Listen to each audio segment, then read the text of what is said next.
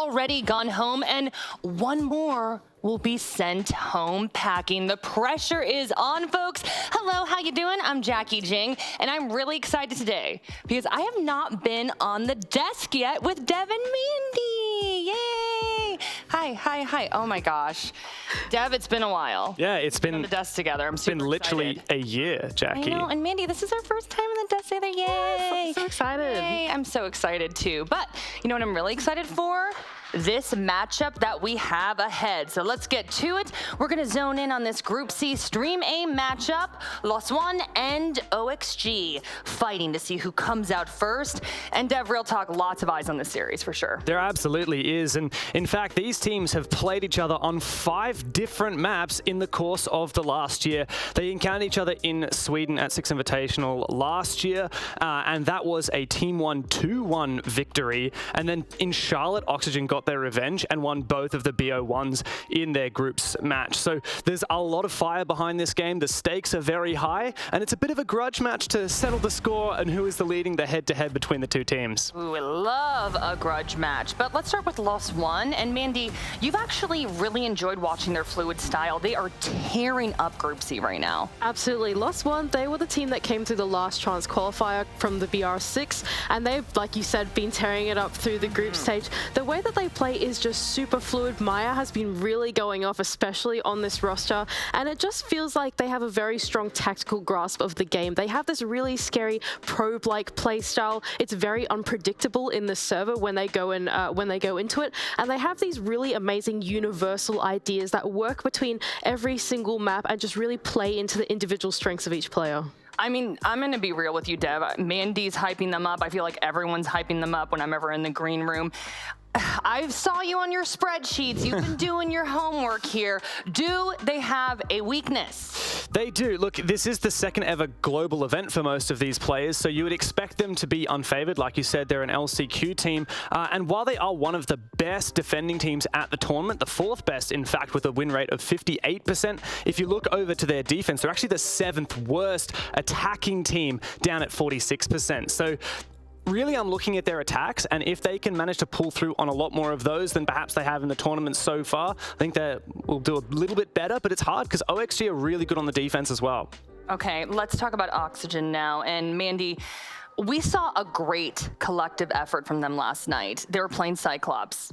We're talking about a whole different beast today, okay? So everyone needs to show up and turn up today on the squad. I actually really like this Oxygen squad though. I'm really happy with the roster changes that they've made throughout the year to build this roster of very rounded skills. You've got all your leadership in Foxay, you've got a really solid support in Dream, and then the front lane of Newers, amazing. I'm sure you have a lot to talk about from that. Everyone has got a lot to say about Newers, but overall, Oxygen have just come to be this team that have a person for everything in the server. If you need something done, there's someone that's willing to pick up that utility, learn that skill set, and it's something that they've really developed super well over the last year. Yeah, and Dev, I mean, Mandy just said this, Newers.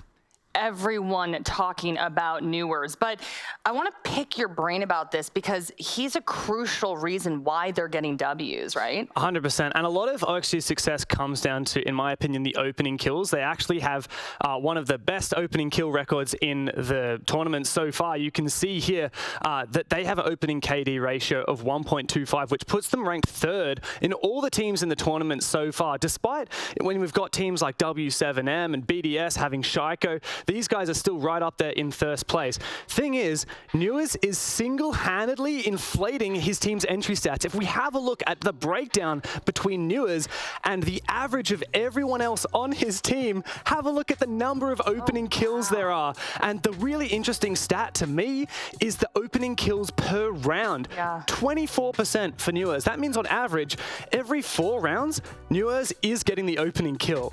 That is unbelievable.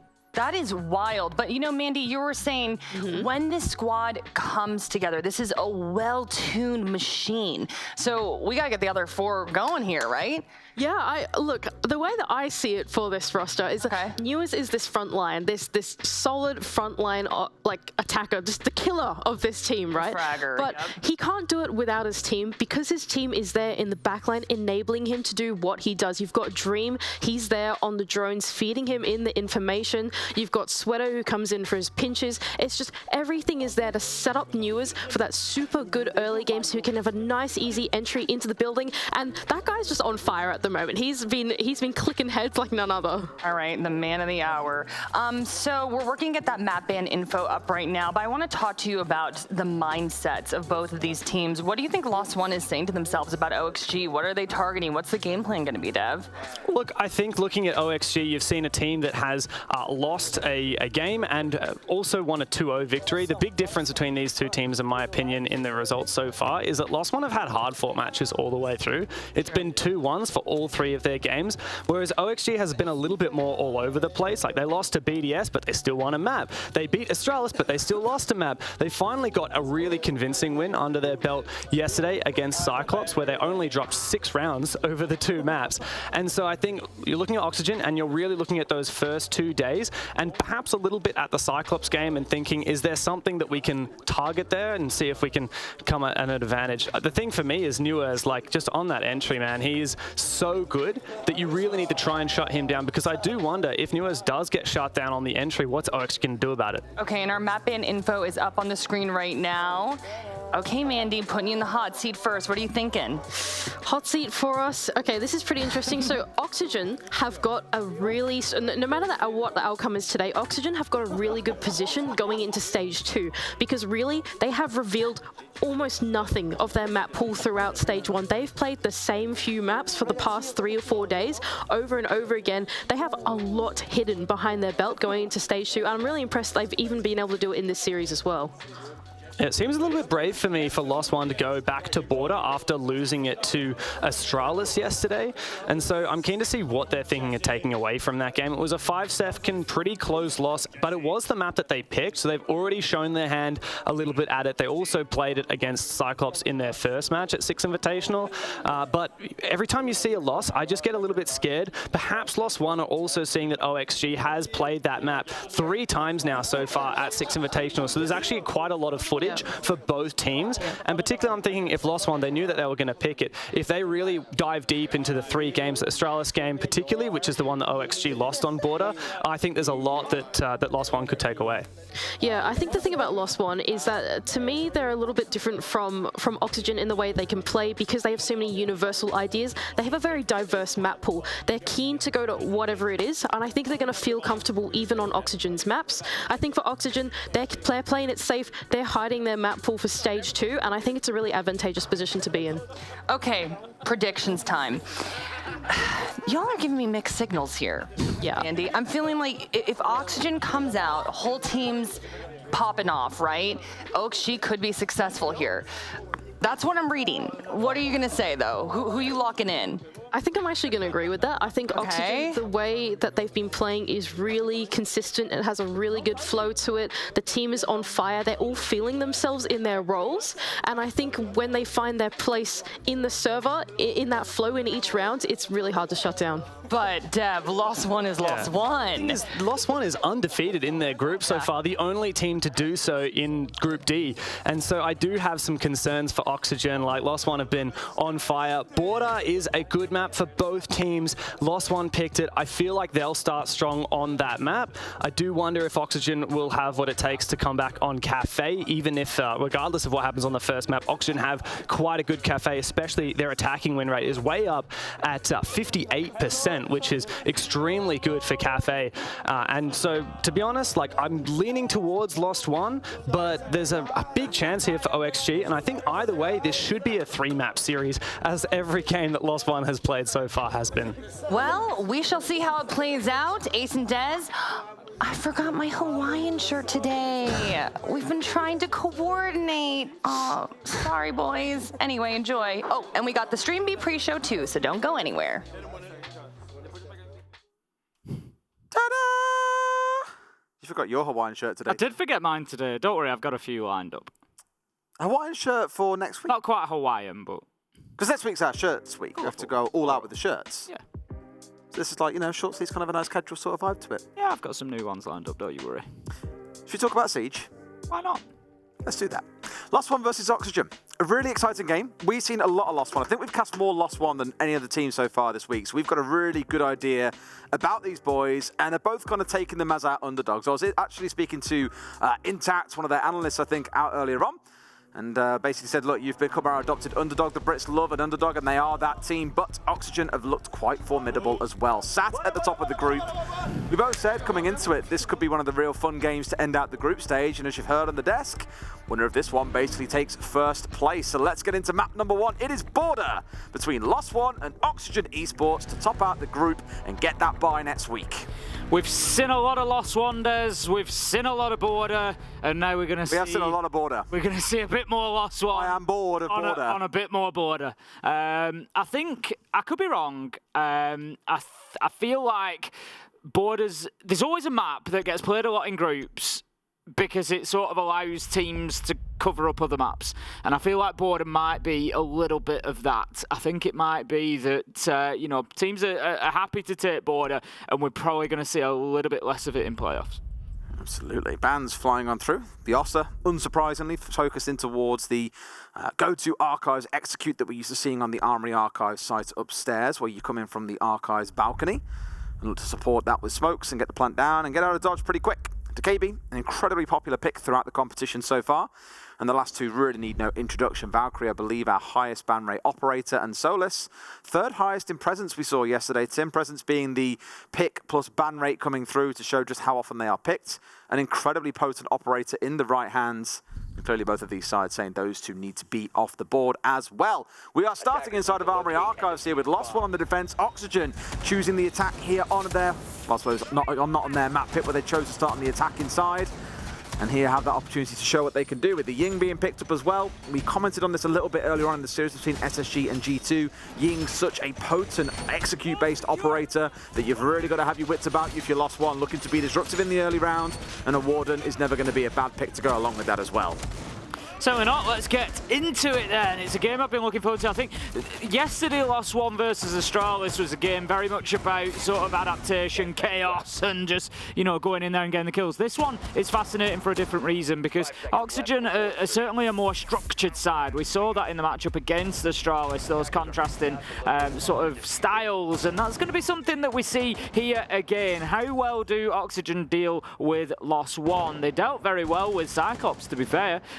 You know, they didn't allow any of Cyclops' sort of unpredictable and disruptive nature to shine through, and it could be that they can do the same here. So Dash looking to get cheeky. I spoke about that early disruption needing to be a thing to shut down the threat of the Thinker, and it is in place, but no one being taken out just yet. Oxygen taking a nice slow approach to get to the building. Lots of drone work coming in as well. Dream, I think, has spent the vast majority of the round so far, as you'd expect, on these drones, making sure that his team can work their way forwards. Spotted at least one operator here playing out towards the east side of the stair, well, on the east stairs, out towards the east side of the map. It is Dash, and with that Ying, that Candela coming in alongside the drone, Nuas is using that as a distraction to get in there and bring down Dash. Nice entry to kick things off for OXG. We're going to have Rise. He's just going to be wedged in behind that mirror, not wanting to go anywhere because he's providing cover across to the top of sort of east stairs and the push that could come through in towards office CCTV as well. And if he can just prevent anybody moving across that area, obviously it's going to help Maya stay in place. He's got the support of Lobin as well. So Lost One is still pretty good here. They don't have any major problems at the minute. OXG have got that opener, but they're still going to have to do some work. Lobin is itching for a fight. Just that, right. There is work still to be done, but I'm happy with how Oxygen approaches so far. They've got themselves coming in on 3 or 4 different points across the map, and Lobin might almost get himself taken out here. Surely he calls for the assist from the player to his left. There we go. Maya springing into action, cannot find the next, as Sweater gets the trade back on the other side. Great response by Oxygen, finding themselves 4v3 here in round 1. Lobin still searching, seeking, wanting that opportunity. It's not presenting itself just yet though. Sweater, somebody I'd like to see a little bit more out of for OXG. He's just holding his angle for the time being, waiting on that cover, looking to pick Lobin up if he strays that little bit too far. And Sweater's doing a great job at the minute. He's holding him in place. It's taking a man out of the game essentially. Dots will manage to pick up Nuas though, and Lobin is going to take that fight with Sweater if given the opportunity, but he's low health now and he's unlikely to come out on top. I really like how Oxygen have approached it so far in terms of being slow and steady. Just let Lost One, if they want to be aggressive, let them be aggressive and just adapt and mold around that. My only concern is now that we're down to this final 30 seconds, you can't really afford to be hands-off and letting them take things nice and slow. A move back here coming out of Lost One. Dots in particular moving away from the mirror window inside a fountain as he steps back inside a site. As soon as we get this step in, this vault come in through this window, Dream is a dead man walking. He has the diffuser and they've only got 15 seconds left to play. Yeah, I don't think they're aware of the position of Dots, but managing to, for they are now, as they see him from half wall, just trying to find that kill. Sweater's getting aggressive. Sweater, it feels like he knew somebody was in small office there. There was a bit of movement, there was a couple of shots. Push forward, Foxy! Managing to close out the round for OXG, though, I've got to say, that's a little bit of a snatch away from Lost One, who look like they might just have it in the dying seconds there. Yeah, I really thought there that they were going to hold on. I did wonder where Foxy was because we had the two pushing in looking for gunfights, and I was like, okay, one has got themselves inside of West Main, one's pushed up a little bit closer in the form of Dream into office, so where was Foxy rearing his head from? Eventually comes into West Main as well, and once the dust has started to settle on what turned into a 2 versus 1 for the side of Lost One, he collects both, very narrowly catching the Oryx, as Lobin, I think, made it's one of those risky calls that if it pays off, it's amazing. Tried to get a dash away so he was safe in cover to let that timer hit 0. So Oxygen keeping it really down to the wire on the clock, but I think their overall round strategy was very, very intelligent. Lost One, as much as they wanted to find fights, simply were not afforded the pleasure by Oxygen. And also worth noting, actually, you mentioned Sweater in that last round. I think he's only one of 3 or 4 players, or of the players that remain, I think he's 3rd or 4th lowest in the whole competition when it comes to overall rating, his impact, all the rest of it. -13 on KD, -2 on entry, for example. So I am with you that he did have really big boots to step into and fill in the form of Laxin. We said this the other day when we cast these guys. So for me, I do want to see a real step up from him as well. This is the series to do it as well, to guarantee your team first place. He started well so far, but there's a long way to go until we finish this series. That's it. You know, we're not here and we're not trying to single anybody out or anything, but we focused on Sweater in the first OXG matchup. You know, both Spiff on the side of Astralis and Sweater on the side of OXG being those new members to the roster. How are they fitting in? How are they doing? How are they performing on their first LAN? And it feels like Sweater's just had a little bit of a struggle. Obviously, there's a lot of work that he could be doing within the team that isn't necessarily measurable. He could well be facilitating. At the end of the day, we can't criticise OXG, in terms of the performance. They're fighting for first place in the group here. So whatever's going on within the team, it's working. But in terms of winning that tournament, you look at it and think, do they just need that extra sort of 5% that it could give them? Now then, Foxy is just going to challenge onto main door. Lobin, I think the damage he's taken there is actually from running through walls. So he's not going to have been caught by any of Fox's shots. He's going to get himself back up to the top of metal, but it allows that little bit of work underneath to start happening from OXG, but also prevents the unpredictability of having the Oryx underneath you. Again, I just like what we're seeing out of Oxygen once more, with the Nomad on side this time, paying even more respect to Lost One and being prepared for runouts, all the rest of it. Looking to lock down areas of the map with those air jabs as they've worked their way through. So it will stop any nasty surprises. A good nade from below from Nuas onto Maya, who they spotted playing in a similar spot last time around. Fully healed back up. Maybe we'll get a second full juice coming here as well. A second nade comes through. Maya takes a bit of chip damage, but the overheal keeps him at full HP. It's Sweater to start things off, though. Finds Rise, and he's going well so far. Tim at 3-1 across these 2 rounds. Maya's just wanting that peak. He's going to come head-to-head with Vertical. If he does, Vertical needs to be aware of the one off to the right as well. It's not just Maya. It's so annoying. That he's fighting. He's going to have to dip away from this. He can't overcommit and does exactly that. Lobin is just like a roaming support player at the minute, almost. He's supporting everyone else. In a sense of wherever there's a fight, wherever there's a battle, wherever there's somebody needs backing up, it's Lobin who seems to turn up on the scene, ready to put a few bullets down as well. Now, Maya's going to dip out of there, and in a 5 versus 3, I think that's probably a good idea. They need to be thinking about the sides here, otherwise they're going to get overwhelmed. Absolute beauty from Maya to take Dream off the rappel. That's going to be diffused as well. Maya goes for another and takes down Sweater, and all of a sudden a 5v3 turns into a 3v3, and OXG could well be on the back foot. Again, they've started the first 2.5 minutes so well, and it started to fall apart from there a little bit here. It's going to come down to another last-ditch execute in the final 5 seconds as the frags start to fly. Maya makes it 3K from playing inside of the side. Someone's got to stop him. There's one more coming through. Can he connect onto a fourth? Dash gets the one. There's one more coming in. Maya does hit the deck, but Vert has left it a little bit too late here. Still two standing. They're going to converge and collapse onto him. This round is done and dusted. There you go. Lobin it will be to pick up that final kill, and that's going to be Lost One taking their first round, leveling things up. It's much the same as the start that we saw against Astralis consistently yesterday. There's 1-1 after the first couple of rounds, and I think it's probably again something that's going to continue against the North American side here. It's going to be a very close game between these two, and that first couple of rounds doesn't suggest anything different. No, and again, I can't take it away from Oxygen. I think they've got the right idea in terms of playing it slow and letting Lost One be the ones to try and fight into you. But we're seeing 2 minutes disappear off the clock, and you've still got players trying to shoot out through the break room door. Yep. They're still out there looking for a fight. They're still trying to kill you before you've even got inside the building, and you can't just sit there and let them get away with this. I would rather see Oxygen try and force a fight and try and get a couple of kills early on by, I don't know, pushing in as a 3 or a 4 onto a 2-man play around security room, because all we've really seen so far is them stack up in for 2 versus 2s or 1 versus 1s. The actual kind of team play grouping isn't there. If you're being held at bay by the defenders and you're struggling to make them make something happen, and you've got to take a risk to push your way forwards, I'd rather see them group up as a 3, 4 or even a 5 and just make something happen. It's a bit too passive at the minute. Again, right idea, just not the ideal execution. Round 3, here it comes. We're going to have a bathroom and teller's site this time for Lost One.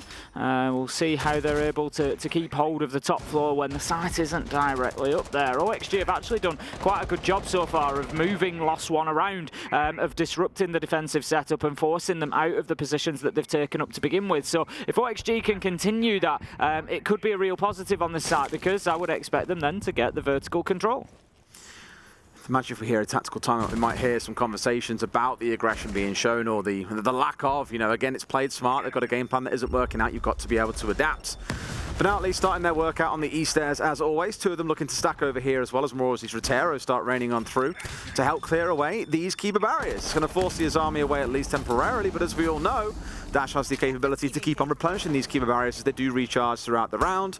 No sooner has it been destroyed, is it replaced again on east stairs. That's it, and you can see if you look at Dash's player card on the top left there, you get the number 0, and there's a little white ring if you focus in nice and close. It's quite slim, but you'll see it's circling around the 0, and when it reaches the top, that's going to be the timer that allows him another keeper barricade. So the fact that hasn't been destroyed yet, as soon as it gets destroyed now, great push. He would have been able to put another one out, but you know what? He won't, because Newers has just shot him in the head. It's a good read, and we actually saw Sweater avoid committing the Roteros in towards destroying that keeper barrier and forcing the Azami away again, just waiting for when that cross came through from Dash, and sure enough, Newers was waiting on the other side. Much better from Oxygen here. They are forcing plays onto individual players and cutting off their retreat angles back. Much better play. They found themselves 4 kills, and this round looks to be theirs. I feel like Fox is really feeling it as well today. He's hit a couple of nice shots so far. A beauty through the barricade there. Dream is going to pick up the last one, and that's a very good round from OXG, as you say. Really good problem solving.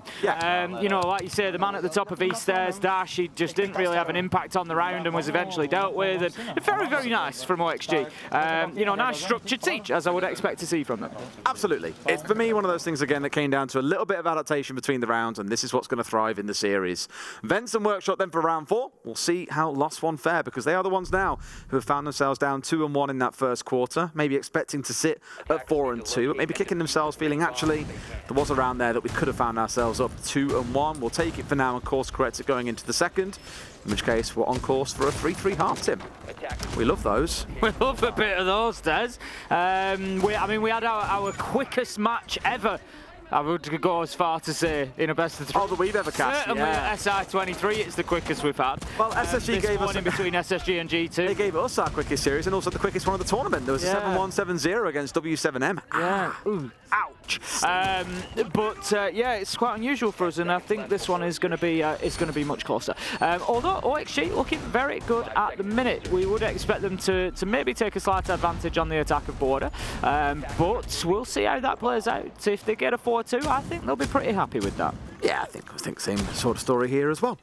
Let's see how we do with the EE1D coming in from Sweater as well, bringing along the Lion. So we've got the Nomad and we've got the Lion on side. For me, that just screams crowd control, Tim. Yeah, I mean, we've mentioned Sweater already. There's a point that I've just noticed that I want to bring up. Obviously, yeah, we didn't mention him in a negative way, but we have said we want to see a little bit more of him. 2 out of 3 entry kills so far have gone to Sweater. All 3 have gone to OXG, but Sweater is so far doing very well on the entry and getting in there and giving them that advantage. So props to him on the entry, and hopefully that continues for him.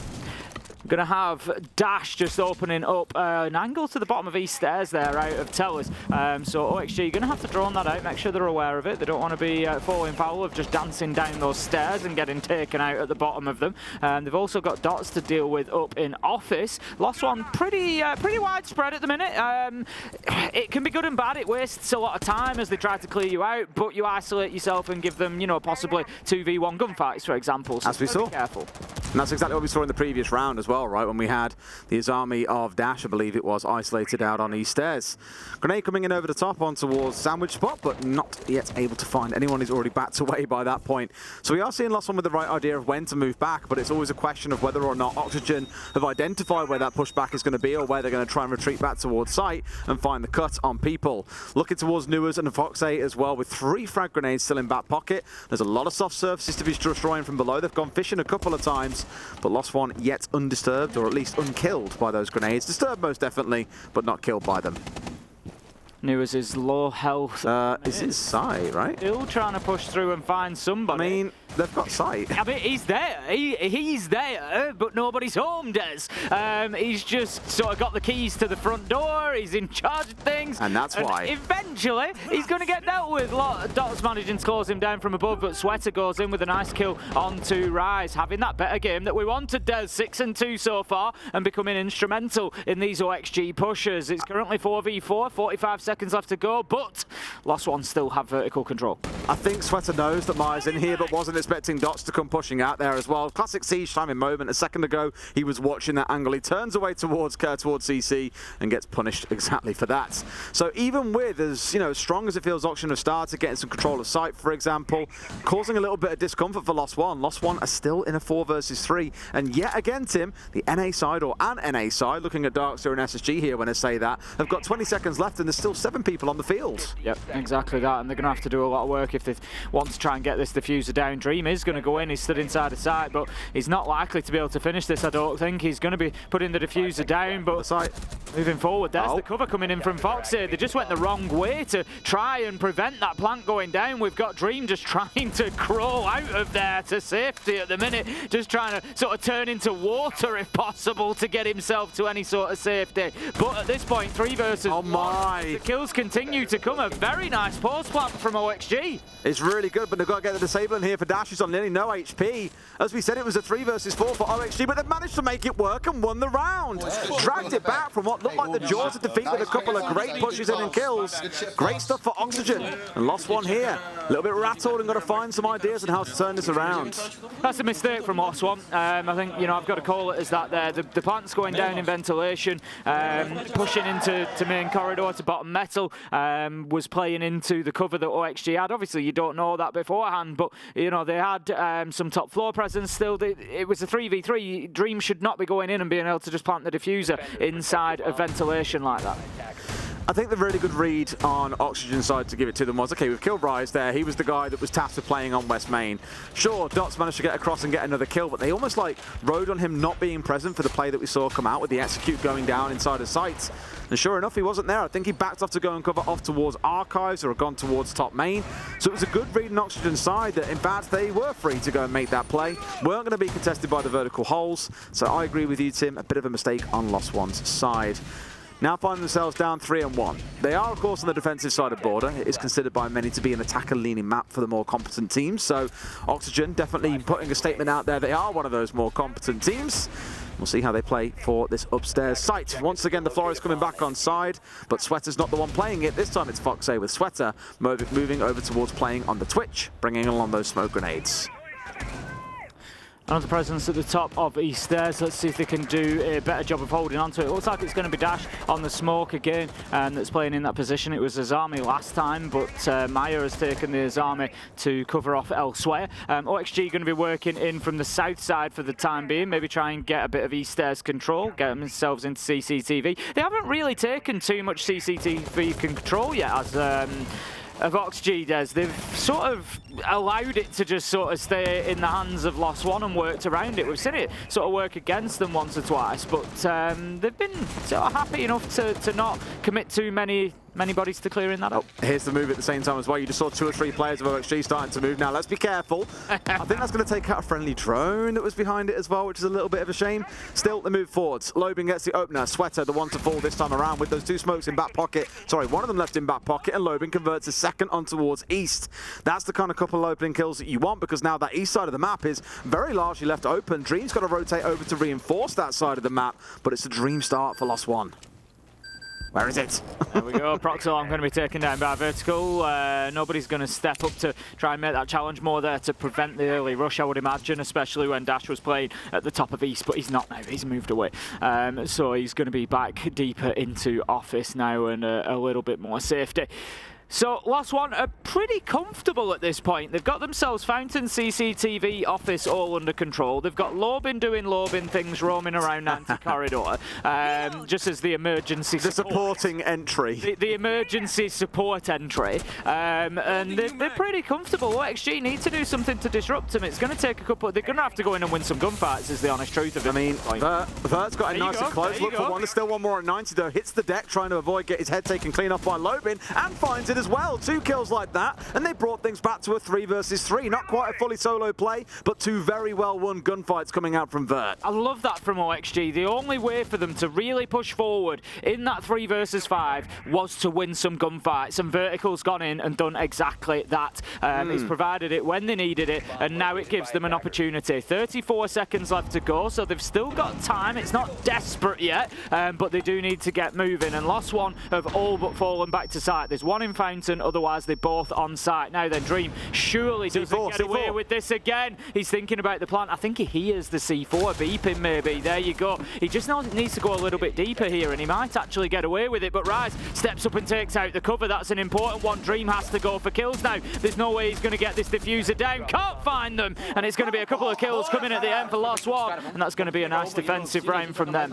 Really good response to the pre-play C4 as well, just being ready. You know, Dream, I think, with a good read in it as well to get out of dodge. Even with the flashes that he tossed in to try and make a play happen there, I think he was always going to be struggling, because you're flashing out the Warden. Obviously has those specs that he can drop on that can see through smoke, ignore flashes. Nothing you can really do to unsettle him. You need to push in and kill him, but by the looks of it, Oxygen were being forced into quite an unfavourable position there, with West Main being their main point of ingress. Good response from Lost One, with the opportunity here to level things up to 3 and 3. They'll be happy with that defensive half. I imagine Oxygen not too disappointed with the state of a 3-3 half either, but I'm sure a 4-2-1 is obviously far more preferable for them.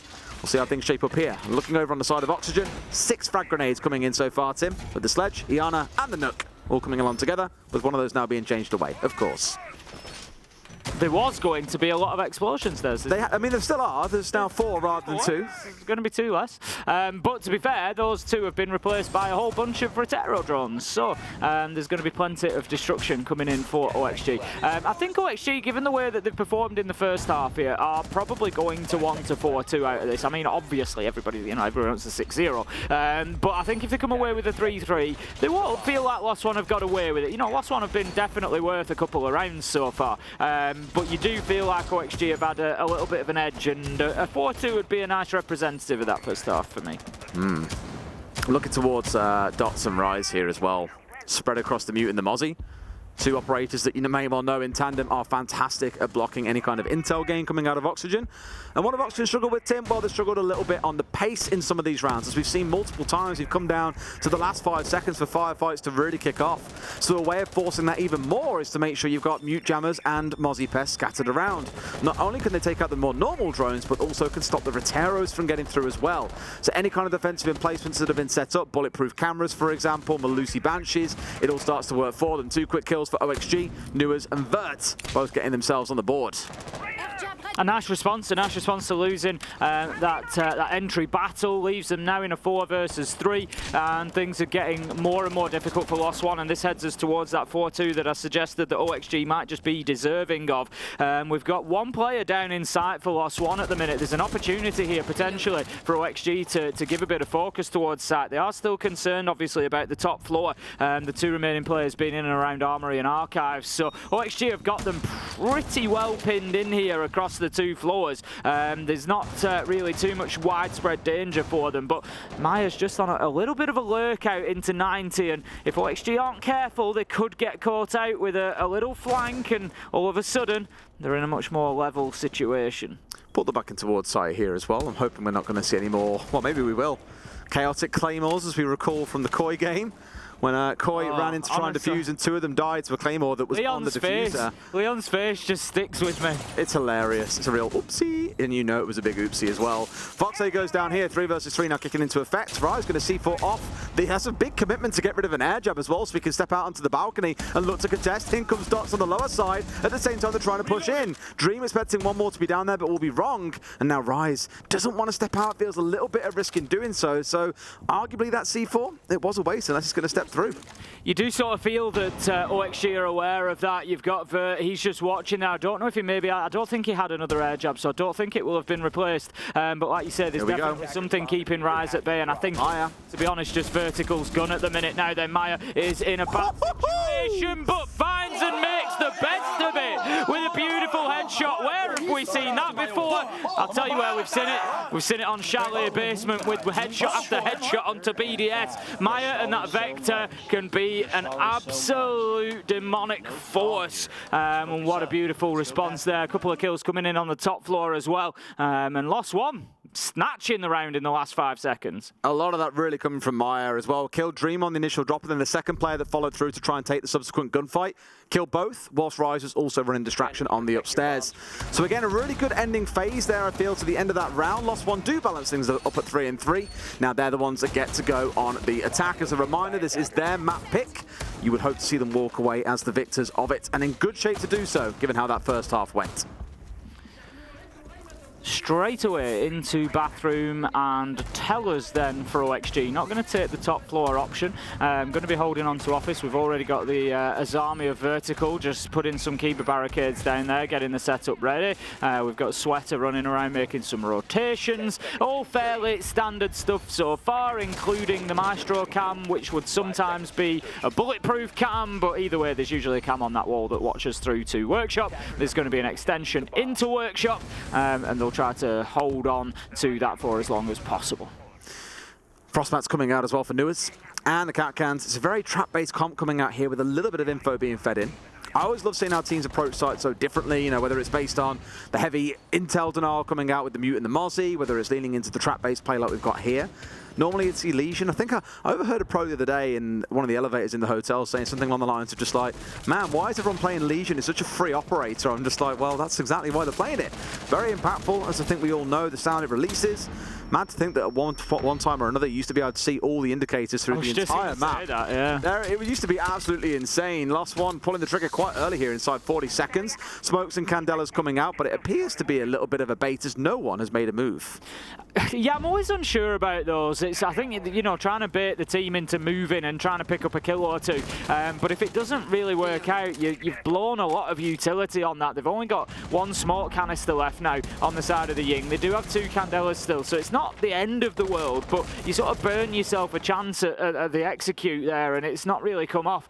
So they're going to have to go back to plan A, which is going in and clearing out the top floor, because OXG did not bite on that initial piece of bait that was dangled before them so tantalisingly. Didn't bite that cherry, Tim, did they? Jackie does a much better impression of my accent. She doesn't. Jackie can't do accents. Jackie does a much better. Honestly, it sounded like I was back at home.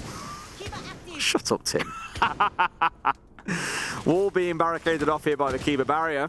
just to stop those longer angles working against the side of OXG. Vert's the one who's maybe in a bit of hot bother here as well. Myers ready to say go in through the softball as well, but does he know about the player up close? No, he does not. Has tried to march his way through, expected the keeper barriers to be gone, but it's simply not the case. And into a Frostman, of course. Someone's going to get caught out by one of those gadgets. So, technically, a 5 versus 3 for the side of Oxygen. Make it a 5v2. They're making this look pretty easy right now. In comes the swing, and they almost finish them off. 2v4 for loss 1 and 50 seconds on the clock. I don't know what Lobin was doing there. It seemed there was a lot of panic around the Frostmat when he came in. His ADS was just wheeling round everywhere. I think he tried to shoot it as he came in through the window, and it's I'm pretty sure I'm right in saying there's like a percentage chance that you don't hit the Frostmat when it's not like a guarantee if you come through the window shooting. So I think maybe he thought he was going to shoot it out, didn't, and then his ADS was just everywhere. But ultimately, he ended up in it either way. So Dash and Dots are our last two remaining. They're going to head downstairs. Trying to find the OXG players that have actually dipped a long, long way away, but somebody's headed back upstairs and is going to be retaking that vertical. Foxy manages to find Dots vertical, finds Dash, and that's going to be first defense going to OXG. Very cozy first closeout. You can already see the microphone down from the coach here as well. They're having their tactical timeout, so let's shut up for 45 seconds, Tim. Sim. Tá, então, não, era exatamente isso que o Lá falou. Ô, legal, assim, a gente vai trombar monte de defesa, exatamente essa, totalmente mal estruturada. Você viu 2 caras fonte, sem mais nem menos, exato. Mano, a gente não quer acelerar. Abre, causa desconforto e começa aqui. Porque senão você nem teria tomado isso aqui de lado, tá ligado? Sim. Só vai, abre. Eu lembro que eu falei ontem, ganha mapa, causa desconforto. Abre, vai abrindo, esses caras vão divar, a gente execa clean. Não precisa de exec tipo de comidas, etc. Tá bom, ok. Mano, a abertura do Ace ali já tirava o cara do Zig, já ficava todo mais confortável. Eu acho que o Maia ia tomar a mesma kill, porque eu faria avançar. Cuidado, eles vão repetir essa double. Não, eu só fui 6. Não, mas é porque mas o Maia ele ficou afiando pra esperar Zek, tá ligado? O Maia ele ficou afiando pra esperar Zek, na hora que ele quebrar, mas acho que minha arma era muito fraca pra quebrar. tem uma casinha que I understood that sentence. Go on. I didn't. No, okay. I don't know why I believed you. It's always yeah, I just learned Portuguese overnight. Yeah, 100%. Well, like I said, I know Siege-related. I admire that you have such belief in me, Tim. I know some Siege-related stuff, so if there was... Oh, you really? You haven't told me that about 5 times this week already? I'm just saying, it's not, completely impossible. Oh, all you ever do is talk about yourself, Tim. God. Honestly, can you imagine? Must be infuriating to work with me. It is, but I love it at the same time. The last one, tactical timeouts. They're always kind of low-key. I think, Notice's got quite a subdued approach. It's very conversational. There's certainly no panic there on the side of Lost One at this point. No. I think, when you're 4-3, that's not a panic timeout. That's not like, we need to put the brakes on this. Yeah. I think that's a course correction timeout. Yeah. We're sort of okay here, but I've seen these couple of things, and it could maybe help us win a couple more rounds. So we'll see how they go. They're going to be attacking this time onto Ventilation Workshop. OXG still choosing to keep Armory and Archives in the bank, and they're going to be holding on to bottom floor again, and they've gonna leave bathroom open by the looks of it, so there's going to be a little bit of a presence there as well. They've got the Archives hatch, so that is where they'll cover that rotation from, so they can't just walk straight in. But immediate pressure onto vent window. It's going to be opened up at least by Lost One. Also playing quite heavy around the office side of things here too. It's worth clocking onto. Reinforced off the hatch, electrified the single wall so they can play in that sandwich position. But maybe also look to get away a little bit sooner if things do start to heat up. The fact they've got the magnets on side as well from the Wamai does make it easier to play around office in case there are any grenades coming from Skyward, like where Sweater is playing now. Should be relatively safe and can challenge quite comfortably onto East Stairs without extending all the way out and playing East Stairs directly with something like an Azami, as we've seen a few times before. Sweater just dumping the goo mines out there, just preventing any push, any rush coming in through the soft breach that has been opened up. Dash is going to get himself established on Archives window. Very careful of the boost spot there. Doesn't want to be getting caught out for anybody looking over the top of the filing cabin. The work is still going on for Lost One then. Halfway through the round, they haven't got themselves in just yet. They're going to be challenged, I think, as soon as they do start pushing into office. So that's going to be the go time for them. They managed to take a few chunks out of Sweater. He needs to be careful because that wall is soft.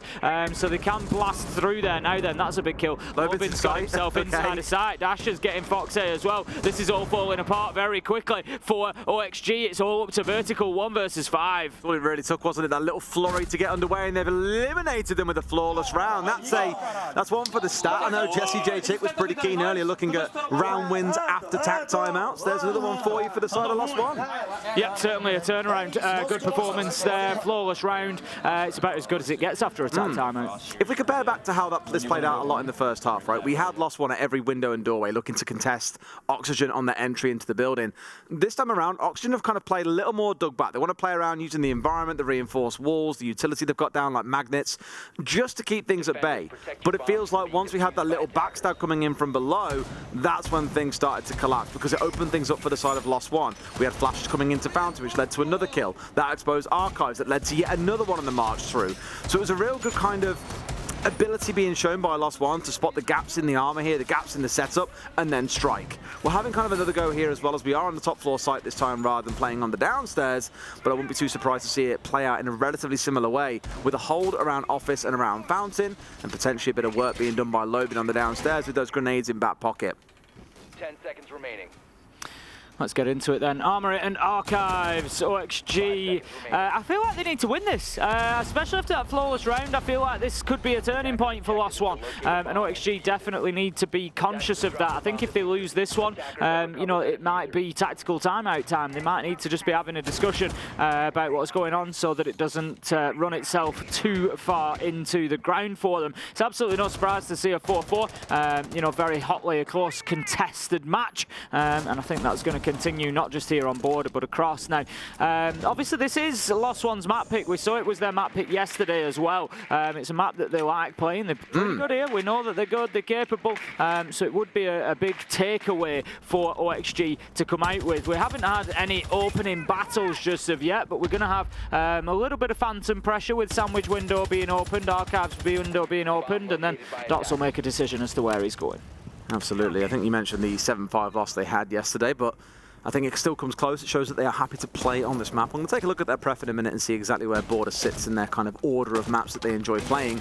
There's no doubt it'll be a sign of what we have next week, because the playoffs begin on Monday. It'll be against the big teams, those that have made it out of the groups, for example. We've kind of eliminated those that will be in 5th place of each group. They'll be getting sent home, and then the real business starts when the knockout stages commence. I think the drone is just, there you go. I was just going to say, I think the drone is going to spot out Dream there. Ooh, and as it does, Maya manages to get the kill. Lobin straight up the hatch and into sight. And this is the route that has been taken by Lost One before in terms of getting themselves straight into sight. Now, Lobin goes in and back out as the diffuser goes down. He was just there for and he gets a second kill. He's going to be underneath, and he's doing work for Lost One at the minute. Oh, this is disgusting. I love this play. I'll break it down more in a moment, but it's a really smart play they've just made. Now Oxygen have got to try and scramble, and they've got to deal with the reverse vertical being played by the other side. There's the 3rd kill in the round coming in. Lobin finding 2, Rise the 3rd, and they've got to really make it go desperate here. Out they go, trying to find a player if they can, and Lobin supporting again. He's like Spider-Man. He's literally everywhere to be found. Rise onto a 2nd. Can Lobin convert the 3rd? No, he cannot. But there is still a player out on West Main that might be able to support, if not one inside of sight. Oxygen, they've been caught with their pants down, and Lost One at spanked them Red Raw. I tell you what, that was a very old school Latam play, was that one. That was, you know, we talk about, and we haven't talked about it for quite a number of years now, but it used to be the days of the Latam aggression, the Latam fight, you know, and you just expected the crazy plays. That was back to those days.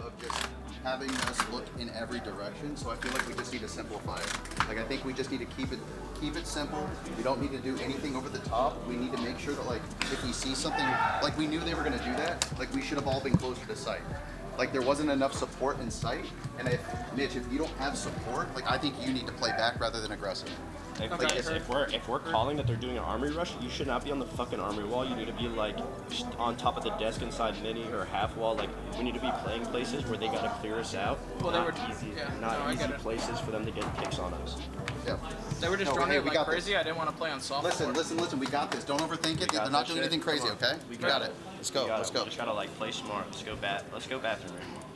Redeemer with some good words there, but I think even if they knew that was coming, it was just so well placed. And I mentioned it was excellent. I want to talk about it a bit more because what Lobin has really done there, he hasn't got in to try and really find any kills. His sole job is to hold down small office.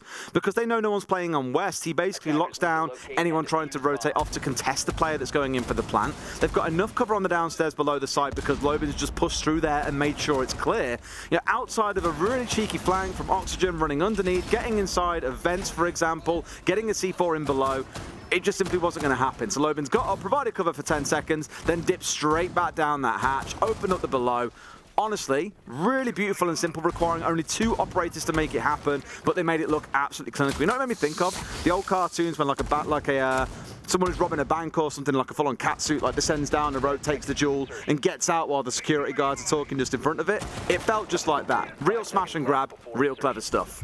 Yeah, it was an interesting point that was made. I think it was Dream who made it there as well in the tactical timeout. He's saying, you know, I was playing in the position I was because they've been drawn in so much. I've been concerned about playing on soft floors. You know, that tells you the level that Lost want to go into here, that, you know, XG are thinking, having to think about their positioning even based on, you know, am I going to get naded from below? You know, they've got that feeling of discomfort of just playing in and around site, and Lost One have obviously got them a little bit rattled at the minute. I just love the Lobin as well. He didn't really have to take a gunfight then. It was great. He just threw a couple of flashes like that, keep him away, and it did. It worked. It was great. Again, just really smart and simple. That's one to take into our ranked games, Tim. Me and you can do that together. Oh, that'll definitely work every time. Absolutely zero doubt. None of the time. Absolutely. Yeah, you know, the point I was making there, like I said, you know, for a long time we've moved away from that LATAM aggression. You know, LATAM are extremely strong strategically, and that was, you know, a big shift that we saw, you know, probably around sort of the end of 2020, particularly. This really big shift, and then they had the dominant year in 2021 particularly. And so I try to hasten to sort of avoid that because it's, you know, there is so much more to LATAM, but it was back to one of those players that we would have seen, you know, from old school MRBR or FaZe or somebody like that, where it's just like, right, you know what, we're just going to absolutely hit the site a minute into the round and go crazy. Ash is going to hit vertical a minute into the round just over, and that's a nice opener. He heard the wall behind him on Fountain get open up. I don't know if he assumed it was like a friendly opening it up, but it's the sound of an impact striking it from Zofia across the map, and didn't really respond, was too busy trying to line up a keeper barrier, and has paid for it with his life. Good entry coming in, and Sweater's just like, oh, never mind, it's the Gemini that's coming through here anyway. He's to ignore it for the most part, at least while he's worried about attention coming in from elsewhere. And I think at this point he's starting to feel the heat a little bit, backs away, and more pressure's building up. Maya wins out the one on the Thatcher, down to a 5v3, and Oxygen, even with that timeout here, it's looking a little bit ropey. They'll be down 6 and 4 in a couple of seconds unless Nuas and Dream can go big. The problem with the timeout and the problem for OXG at the minute is, I think, in all honesty, this result isn't up to them anymore. No. Lost One have found their confidence. They are moving at a different pace now. They've gone up a gear, and they are now in charge of their own destiny at this point. And all OXG can really do is hold on and hope that they survive the ride, basically. Now, Nuas is going to come face to face with somebody in a minute. I don't think he knows that the drop has actually come through. He hears the plant going down. Great play from Nuas to get himself a double, and that's going to almost level things up. There we go, Nuas on a triple, and this is what I said, all they can do is hope to hold on, and boy, are they holding on right now. How have Lost One let this one slip through their fingers? They should have had this one closed out seconds ago, but no. Now it's all down to Dash in this 1 versus 2, the man who started it all off with a kill, to find 2 more. Here's one close, but is Nuas the hero? No, it's not. Down he goes, but he doesn't know where the last one is here, Tim. He might be able to work his way through and try and make a plant happen, but let's not forget, Nuas has the ability to feed information here. Dream going to start making his move. He's off on the long road round here. This is a very slow operator, mind you. Can he get away with it? Goes for the spray! How has Dash found that through the soft wall? Unbelievable! I'm speechless after that round. Holy cow! First of all, the play from Nuas to get them back into it. As I said, that, you know, and ultimately proven right that all OXG feel like they can do at the minute with Lost One playing the way they are is to just hold on. Just however you can, hold on to them, because Lost One have gone up a gear. And Nuas does exactly that. Gets himself a triple in sight, puts the diffuser down on the ground, brings it back to a 1v2. But then Dream's just a little bit late to the party, and I'm talking a fraction of a second, half a second sooner, and that diffuser's still going down, and it's a free shot with somebody not fighting back. As it is, Dash knows he has to come off that diffuser, just swing and fire and hope for the best. And it comes off. Wow. I've rarely seen anything like it. We knew the series was going to entertain. I did not expect that in what looked to be the anything but swing opportunity for Oxygen. It came so close, yet is so far away. 2 rounds remaining here for Oxygen to catch up and force us through to overtime, but lost one. I feel like they're in that commanding position. It is one thing about them that I'm slightly conscious of, and I've observed it throughout the week. There is still that kind of LATAM nature built into the team, and no doubt it comes from the time they spent playing here. Sometimes they are over-aggressive. We saw it in the defensive half a couple of times as well that gave us a 3-3. You know, I think there's got to be the element of being able to pull back and play a little bit more passively, as teams will figure them out eventually. For now, though, it's working wonders. They've got themselves to a point where it's 6-4. But I think if they're really going to go on and win this whole thing, which truthfully, I believe with this roster, they probably could win the SI if they keep on playing the way they are. But it's going to take a little more composure going into next week. A lot of rest tomorrow, a lot of study for Monday, for example. We'll see if they can get there, of course, because not forgetting the winner of this series takes first place and gets that bye into the second round. They do. As you say, there's going to be a lot of work to be done. There's going to be a lot more challenges to come. You know, we've obviously got our teams that have come out of groups very, very strongly, you know, and are looking very good at the minute. But as I always say, there are always off days for teams, and it's when they can get wins on those days, those are the ones that win tournaments. So there's a long way to go yet. Sweater, so unlucky, just decides to have a little peek around the wall, wasn't quite ready to take the fight. If he'd have been ADS'd in, he maybe gets a kill onto Lobin for free there, but at the minute it just feels like Siege is not smiling on OXG with its timing. It absolutely is not, no. Absolutely not. Last one then. Drones coming through, and I think they've already seen the player that's inside a break room and hanging out towards CC. If they'd know he's alone, this is the sort of time where I'd be saying if the roles were reversed or if the teams were on the opposite side, okay, now you know a player's there and alone, what are you going to do to pinch onto him? So maybe for Lost One, that needs to be the game plan here. If they take this 1 versus 1, it's a little bit gung-ho, a little bit risky on my side, so if you can get in on him together, make it happen. Here comes Lobin trying to work his way up. Do they know about him, though? They must know that someone's worked their way through, but Lobin's looking to capitalize on the chaos. He's inside here, Tim. Does he know about the player on West Main? I'm not 100% sure that he does, but it is Dream. Now going to see his feet, and Dream's down to a slither of HP. Lobin comes back through, but gets ratted out to death by the Alder as it sings on through. It's a 3 versus 1, and Rise, with the opportunity to close this out here and now, has got 45 seconds to work some magic. Welcome to the Alder. Dream playing in that position on top of the concrete again, able to really hold on for his team there. If Lobin gets that kill, the round probably opens up in a very different way for Lost One. Rise doing everything he can at this point. 30 seconds to go. He's just going to open up that wall and take away a little bit of cover inside a site at least. But look at OXG. They recognised exactly what the situation is. They've bunkered down immediately. Love to see it from them. This is how they're going to win this round. Yeah, they shouldn't really mess it. The C4 over the top. Was that? Yep. Well placed as well. I didn't know if it was going the right way there, but well placed. And Oxygen keep themselves going. Great defense from Oxygen, and a great response, especially. The thing is, after the round before it, Dash sprays through the wall, gets the kill onto Dream. You can be forgiven for that really knocking you as a team. You know, that at that point you start thinking, what can we do to win? You know, it feels like everything's against you. So to come back with a solid round like that is very good from OXG. Whew. Well, Tim, you said you fancied 3 maps. Do you fancy overtime in all of those 3 maps as well? Oh, why not?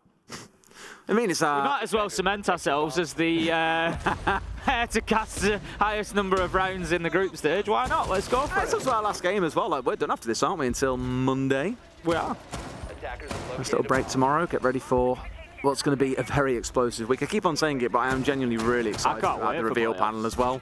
Reveal about everything. I mean, the whole week's going to be great. I'm very excited about everybody getting here and being at the venue. Oh, can't wait. Everything. I love it. Because obviously we were here in 2020. We cast the group stage. We didn't cast the actual main event. So Never for us, cast it's going to be Montreal in the venue. Yeah, to do in Place Belle, you know, the main place where it all goes down for Siege, the home of Siege almost, is just going to be awesome. So very excited for that, and hopefully can't wait to meet everybody. And there'll be some fantastic games to go along the way as well. Here we go then. Potentially our last round. Once again, we have finished all the way up through regulation, whether it ends 7-5 or 6-6. All 12 will have been completed, pushing it right up to that limit. For now, I imagine we'll see Oxygen playing the same way they have for much of this half. Not looking to challenge at every single doorway in the same sort of style that Lost One would, but at the very least looking to make sure that Lost One know that they are indeed in the map and can give them bother, using more of the environment, playing in behind the reinforcements, any denial they've got as well. That's kind of been their forte in this half.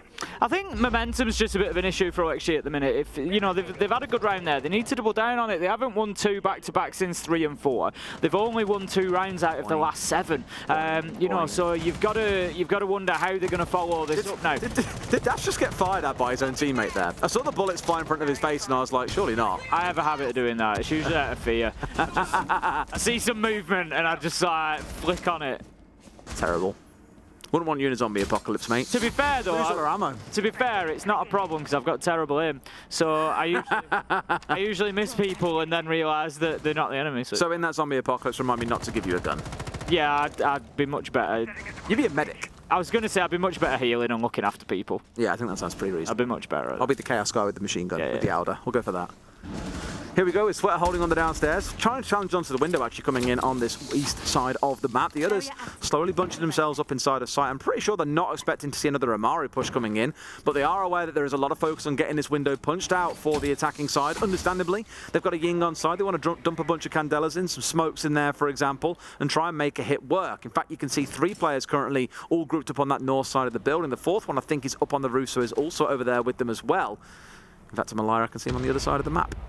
They should be aware that Dash has entered here. He did trigger a Gooman as he went in, taken out of his leg now, but it should give them an idea of exactly Can they get away this push safely? Is forming up. There's certainly one has just dropped away. The Legion of Sweater drops himself back down to the ground floor. As you say, the question is, can Vertical and others escape as well? And Lost One are taking ground here, but Vertical's still going nowhere. I mean, there's 2 of them up here, right? They have to get these 2 out. They're trying to do these quick peeks to figure it out as well. C4 over the top, catches Dash at least a lick, but not quite finishing him off. And do they know about Vert on this angle here? He's looking for the head, but can't find either of them. They're pushing their way in. Missed out on Dash as well. There's still a second up here, but can he get out of this one? They must know that he's pincered into the corner. This 1v1 could be a pretty big deal because it's a gun on either side. They're then down. Find one as well. Make it a second. 2 kills come in for Oxygen. In fact, it's a direct trade, but the big one was on site where Nu has found the kill there too. 3 versus 2. Lost One might have just let this one slip away, and overtime could be upon us. Certainly might. 15 seconds left to go. They're going to have to get into sight pretty soon. Looking to use some utility to try and help them push forward. Lobin's going in under the cover of smokes, but he's going to trigger a Capcan trap as he goes in. Not ideal. Diffuser is likely to go down. The cover is not there. That's the last couple of kills from Dream. And OXG, they take us to overtime, Des. Love that from Map 1. Again, we've been saying for the last 2 or 3 days now, this was a series that we were really excited about seeing, and it has not disappointed. Slightly different playstyles coming out from the 2 teams on their defensive sides, and some really good close rounds being pulled out as well. Some dominant ones at that too. Really is a map that's had a little bit of everything. Switching sides though, Lost One on the attack here, Oxygen on the defense. That means Lost One needs to go through 2 attacking rounds. Not going to be easy for them. Not going to be easy for them. Either side. Both of them playing very well at the minute. Both of them really sort of fighting tooth and nail to keep themselves in this one. We're going to be going to Ventilation and Workshop. If we look at the defensive side for OXG on Ventilation Workshop, they've lost it once, won it once. So we'll see whether they can hold on to it again. It's 50-50 at the minute. It's a very 50-50 match. It was 3-3 both halves. There's just very little to go on by way of anybody having an advantage here. Lost One did a good job of clearing out the top floor. It was just struggled getting Newers out of that corner. He was on concrete. He was going nowhere. Got a couple of kills and really turned things around for OXG. He did. We spoke about Sweater a bit at the start of the match as well. He's still going strong. I think overall across both sides, it's another one of those team games we keep on talking about, Tim. You know, lowest being, I think, 6 kills I can see. Highest being up to 12. So a good range, everyone getting involved in what is becoming a very big focus. Oh, there we go. Nice little trick coming in as well, just to make sure that jail stays closed up. That gives a bit of comfort hanging around supply and customs as well. So the C4 still becomes an option for Foxay here to play downstairs and hopefully catch someone out when they start to lose control of the room above.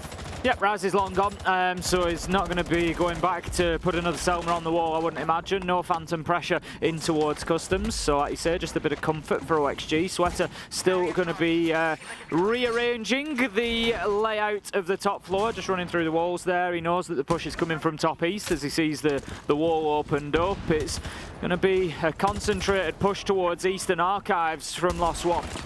News knows he's being shot at there. I imagine him behind the reinforced wall. Yep. safe otherwise. He would have lost his head probably a few seconds prior. Sweater still challenging out towards Fountain and Office as well. This has been a real, a big no man's land in a way between these two teams. We've frequently seen a couple of players on Lost One get stacked up on the balcony outside and look to push their way in with grenades coming in towards Fountain side. Here, though, Oxygen, given they aren't defending on the upstairs, they are going to drop away, get themselves back down and towards site, happy that they've burnt through about a minute and a half. Dream on the outer, we've already seen him do some great work with it so far. He's going to be looking for more claymores being placed to prevent those flanks. So annoying. Tell you what, OXG are going absolutely nowhere from this top floor, and they're burning a lot of time again. It was the issue last time around for Lost One, and if they're not careful, it's going to be the issue again. It's really frustrating, like I say, because you get these keeper barriers just keep on reappearing. They do have the Hibana to help out with this at least, and Maya's trying to find one on their way back through. But now at least one of them's still here. They're not going to commit for as long as they did previously. Nua's almost finding a kill on the fadeaway as well. Back down on site, burnt through lots of utility on the side of the attackers.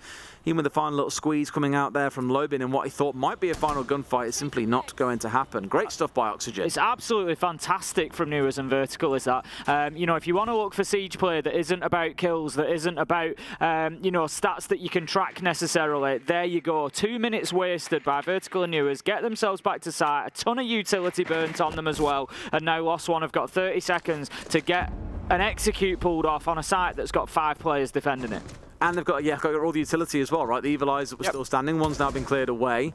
Looking to go for a bit of a drop here, but this could prove to be a little bit ropey because they've got to drop in through this one spot and try and make a plan happen. They're going down, but there's just no cover. Finally it arrives, but Rise, half a second too late there. A second attempt coming in, but it means there's no hatch cover from above. Sweater gets a kill inside his side. Is that a C4 that almost came out there? I think it was, but almost got shot through. The kills have gone the way of OXG, though. Maya surely can't hold on against them all. They're going to butcher him where he stands. Oxygen with a fantastically clinical defense. I feel a little bit for Maya then.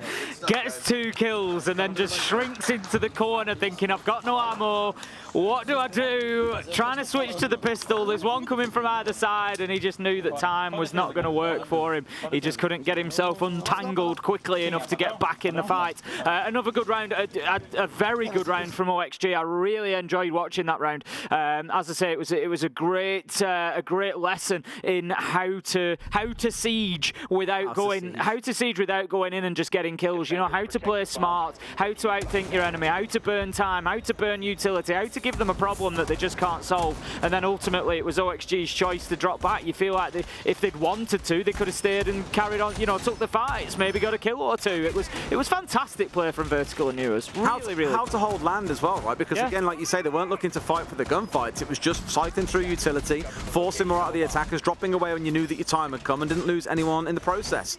Very smart defense, and one that I'd love to watch back later. Now we get to see what Lost One can do on their defensive side, at least here in overtime. Looking back to that first half, I always remember the aggression they were showing, right? In the early round, looking to poke their heads out of doorways, out of windows, taking fights against OXG at every possible turn, even 2 minutes into the round. I'm not expecting too much of a change here, but I do get the sense that Oxygen will remember how they cracked the East Stairs hold. That was to have Nuas coming in from the north side while someone else pushed in from the south, ganging up on players of Lost One, and having the numbers advantage seemed to work so well for them last time. Why change what ain't broken? Dash just taking a pot shot out towards the ventilation unit. It's not going to get anybody. Switches to the pistol to increase his mobility across that door, and will give himself a little bit of safety at the top of good cover. I like this. That's going to keep him in position for a little while, but the nade may come in and do the job. I love it! Absolutely fantastic use of the gadget there. Not only does he take the keeper barricade, he takes the man as well. Absolutely beautiful. Really good stuff. I mean, it was quite a simple bit of geometry there to bounce it off the keeper barrier, but it was more the exact placement to find the kill, and Dash had no idea it was coming. Dot's now somewhat taking his spot as well. The duo stacking up again to try and hold out a similar area, but as more nades and explosives come in, it feels like he wants to get out of dodge here and keep himself away. Lobin's trying to pull off one of those plays. You just feel he's ratting around. He's, there you go. That's what he was looking for. Just up and down that balcony, just desperate for his opportunity. Sometimes you can see he's itching for a gunfight. He just wants to get into it. And he picked his moment fantastically there. Level Sing's up at 4-4. It's on to Sweater as well. The Hibana hard breach taken off the board. Not the end of the world. They do still, of course, have Dream playing on the Ace, his beloved go-to operator. But you've got him in different spaces here, playing up towards the east side, so he's more looking towards getting one onto the single wall that goes through in towards the other site itself, or potentially onto the wall here around Sandwich. With no one playing there, he won't worry about it too much, more looking in towards the site, as you can see here. And I always say, follow the diffuser, follow it in, you'll see exactly what the game plan is going to be, and it starts to feel, Tim, like there's going to be an execute into Archives as we get into these last 60 seconds. It's going to have to be, by the looks of it. That's where they set up. That's where they've got the diffuser. Newer's going in with the Gemini decoy, just going to spot out the man inside a fountain. They've never really dealt with this mirror window, even in previous rounds. So Dot's in a reasonably strong position at the minute. Just going to be trying to hold off on that push. Just watching for any entrance into Archives as well. Foxy going into storage at the minute, not going to get any joy. Back out he goes, and little challenge from Lobin to the top of East Stairs. 30 seconds left to go. XG just stalling a little bit. Yeah, it's okay. They've still got their defensive round next as well, where they've looked pretty good across most of this game. Both teams have to be fair to them. It's been a real balanced affair, so you could really see either side taking it away. Dots will know that this is indeed just a Gemini walking in. Otherwise, Gun would be up. A bit of information being fed. A C4 potentially over the top here when the push comes in. But like I said, in these last 60 seconds, you would see a plant coming in inside of Archives. I just fear that it's a little too late. Plant attempt is coming in. Newers has got the cross, but can't hold the man. He's got to land headshots every single time that he simply is not going to do. It's going to be a closeout here for Lost One, and Tim, we're going all the way to 15 rounds. We certainly are unable to get it done there. Newers, like you said, he had to hit, instant headshots onto a few pixels. If he does it, great. Dream gets the diffuser down, but just didn't work out for them. But as you say, they get to double down on the defense now. All right. Who wins it, Tim? Honestly, it feels like 50-50. It feels like the toss of a coin. Everything has been 50-50 so far. It was 3-3 in each half. It's 1-1 now in overtime. There's just absolutely nothing to separate these two. There's no advantage on defense. There's no advantage on attack. If we have a look at OXG's defenses of Armory and Archives, which is where we're going to go, guess what? It's 50-50. Lost 1-1-1, as we remember, with the plant up with Lobin up through the hatch. I don't know whether I don't think they'll try that again. They lost one. They lost one, did they, Tim? Absolutely, they did lost one. It's anybody's game. Anybody's game.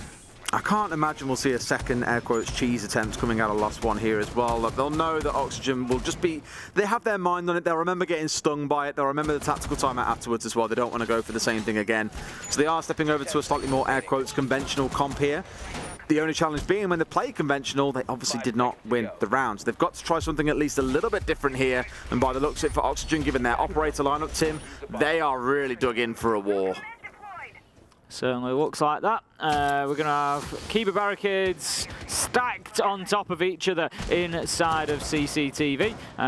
Just trying to make sure that they've got the protection that they need to fight behind. They've got the mirror windows. They've got everything stacked up towards that west side. And I think Lost One may well push towards east. There's a couple of them out there at the minute. It's very spread. It's very spread. I think they're going for maybe a bit of both, a bit of a split push.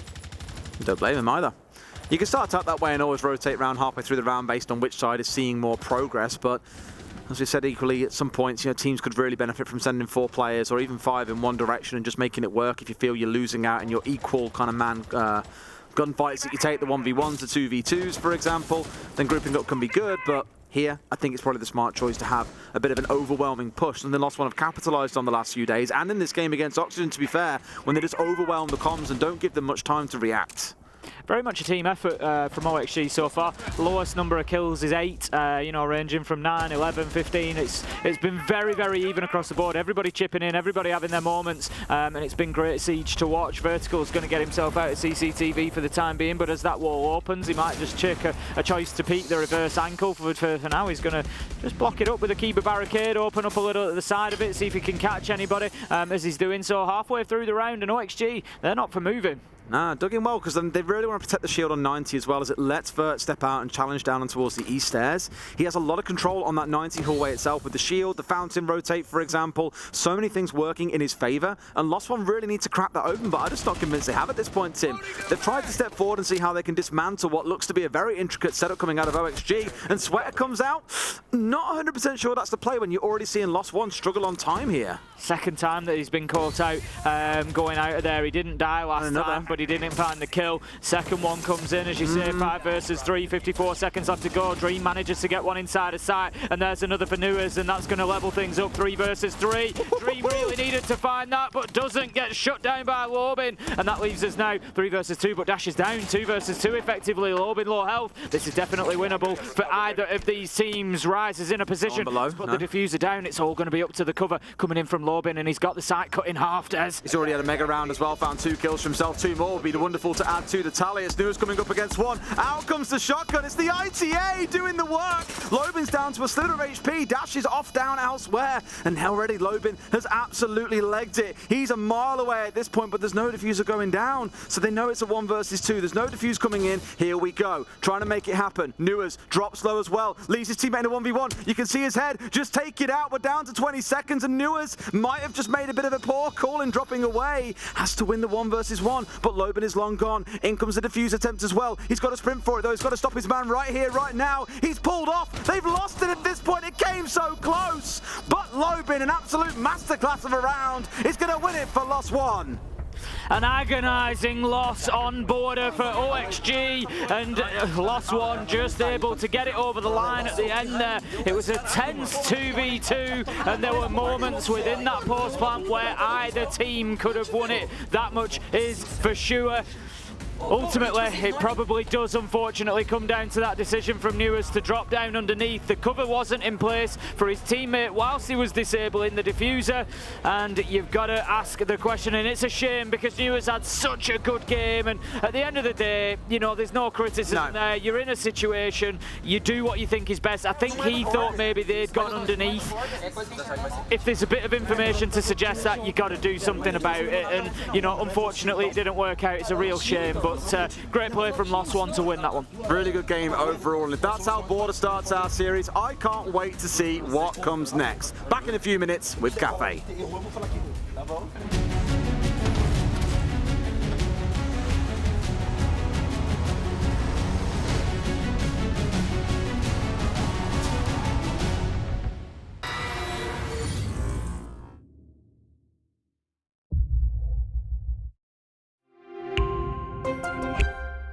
I'm Nicholas Morton, but you know me as Pingu. I'm a 2-time Rainbow Six Siege World Champion and former top Rainbow Six Siege player in Pro League. Welcome to my Siege Ranked Bootcamp. We're talking 20 seconds left on the clock, you got the diffuser in hand, what do you do? Play the way that you're comfortable with, because you have confidence when you're in this position, that is when you're gonna be at your very best. Good luck.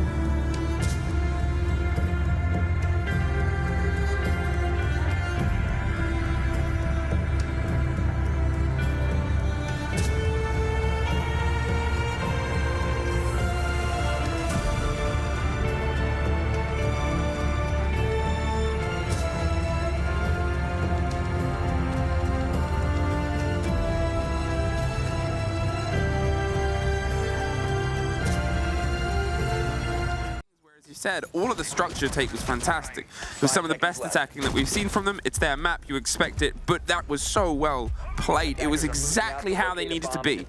They needed to bounce back into this game, and they did. BDS have Shaiko and EFAC, two of the best guns in the world, and as you said, they know how to go for retakes. The way that they're able to manipulate the space, they didn't quite double up, but they were always supporting each other. That stuff happens, but even then, that was them pulling it back from your guys' great work, Astralis. Try and go back to that. Yeah, exactly. Like, strategically, nothing done wrong there by Astralis. Just the gunfight's not really working your way, and them coming back at you like that. Double teaming. Shuttle taken down first. It's the entry kill for BDS this round. Shaiko will take him down. That's going to be the floors off the board. It's going to be a huge loss considering 4 RC Retiros no longer to be used. Think about all the shields that could be out there as Lems takes down Forest as well. This looks like BDS might just try and continue on their old habit that they have set up on Kafe. I think they were taken a bit surprised by the pace of Astralis on the previous round, and they've sort of said, well, let's see if we can lean into that a little bit more. Obviously, different side, second story, more windows, but there, Shaiko propped up on the attic window, waiting to see a result, and Spiff, in the meantime, he's crept his way through into Trophy. Isn't quite going to overextend the swing. Just going to hold and hope somebody gets caught out and a bold rotate round the back end as the Candela pressure might start to come round behind them. But you're up against the Warden. Shaiko is the perfect person to be in a position to stop this. He turns on the glasses, he waits. Lems is on the far opposite end. The grenade under Renshiro doesn't get the catch. And look at this, Shaiko, he just steps even further in. And as they see it's a Warden, they pop the canister. Spiff gets caught from Renshiro. And Iconic now a little bit separated underneath. And he popping those glasses, not even trying to go for the shot on the Candela. You can of course shoot them out as well, but it's just so finicky, and you know, often a push instantly comes right after. So using those glasses is just a way better option to deal with it if you are, of course, the Warden. Now, there is a C4 still in pocket for Shaiko. Iconic is hunting below, but he gets taken down, meaning it's only left to J9 now. Oh, he did everything he could. He jumped in, got taken down. There was nothing really he could do from that spot. And they're getting very loud at the side of BDS. Lui, miskin, la ligne là, il a rentré, il a mis ses 2 lignes dans 2 ADS. Il y avait un Goyo, il a pas pu rentrer. Something entry, Goyo, and get you an entry. Goyo gets you an entry. Something like that. I mean, my French is by no means perfect, but I heard entrée, which is entry. Is entry or entry. And Goyo seems like Goyo, but you know. I mean, I ain't no. You hope that's a flat translation. But I hope that's a flat translation. You hope that's a flat translation. Otherwise, I might have just sworn. I mean, it's not the first time one of us has sworn with French broadcast accidentally, right? Okay, well, the first round was great from Astralis. That was unfortunately great from BDS if you're an Astralis fan. For BDS, you couldn't have asked for a more perfect return. To go from how quickly they were overwhelmed and swamped and taken a little bit by shock and awe in the first round to just running the gauntlet the second time there, as they were sort of saying, alluding to, they're in positions to get the first step in. They were pushing and pressuring and manipulating the space. They were confident enough to go for roam rotations and try and find the approaching players, as well as still having all. Get out of here, Happen Fluke. We've got a game to play. Lost One versus Oxygen gets back underway right now. A 15-round banger on Border now being followed up by Kafe, where Oxygen will start on the attack. Lost One, Tim, on the defense. Yeah, Lost One keeping hold of their map choice. Let's see if Oxygen can do the same. Things looking a little bit low energy in the OXG team at the minute, but I'm sure that's just focus more than anything else. They're going to be heading into Kafe looking to level things up. I'm sure the end of Border there has probably hit them hard, to be honest. It came down to a 2v1 in their favour. It was a 50-50 decision, you know, nothing wrong with the choice made. We've already seen teams today plant, go underneath, open up the floor and try to defend from below. There's no reason to assume that wouldn't be the case. So it's unfortunate, it really is. And that was unreal. That moment from Dash was something else. But yeah, it's unfortunate. It's one of them situations, but it's going to be tough to bounce back from OXG. They just need to write it off. Yeah, we were talking to Fresh Outside just a minute ago, actually, about this team and how excited we are for them. and seeing how deep they can go into a run at this competition. Not that teams like OXG obviously can't as well, but for Lost One, it feels like a lot of things are lining up when it comes to having just recently been acquired by Los Grandes, the organization. When it comes around to Lobin coming in, the kind of personality that he's proving to be here at this competition. And looking at the stats there, Nua's on 18-11, a 4-1 entry. Similar to Lobin, who sat up there on 4-1 on entry himself. But across the two teams, couldn't really split them too much, can you really, Tim, unless you look at the kills across those top 3 players for Lost One.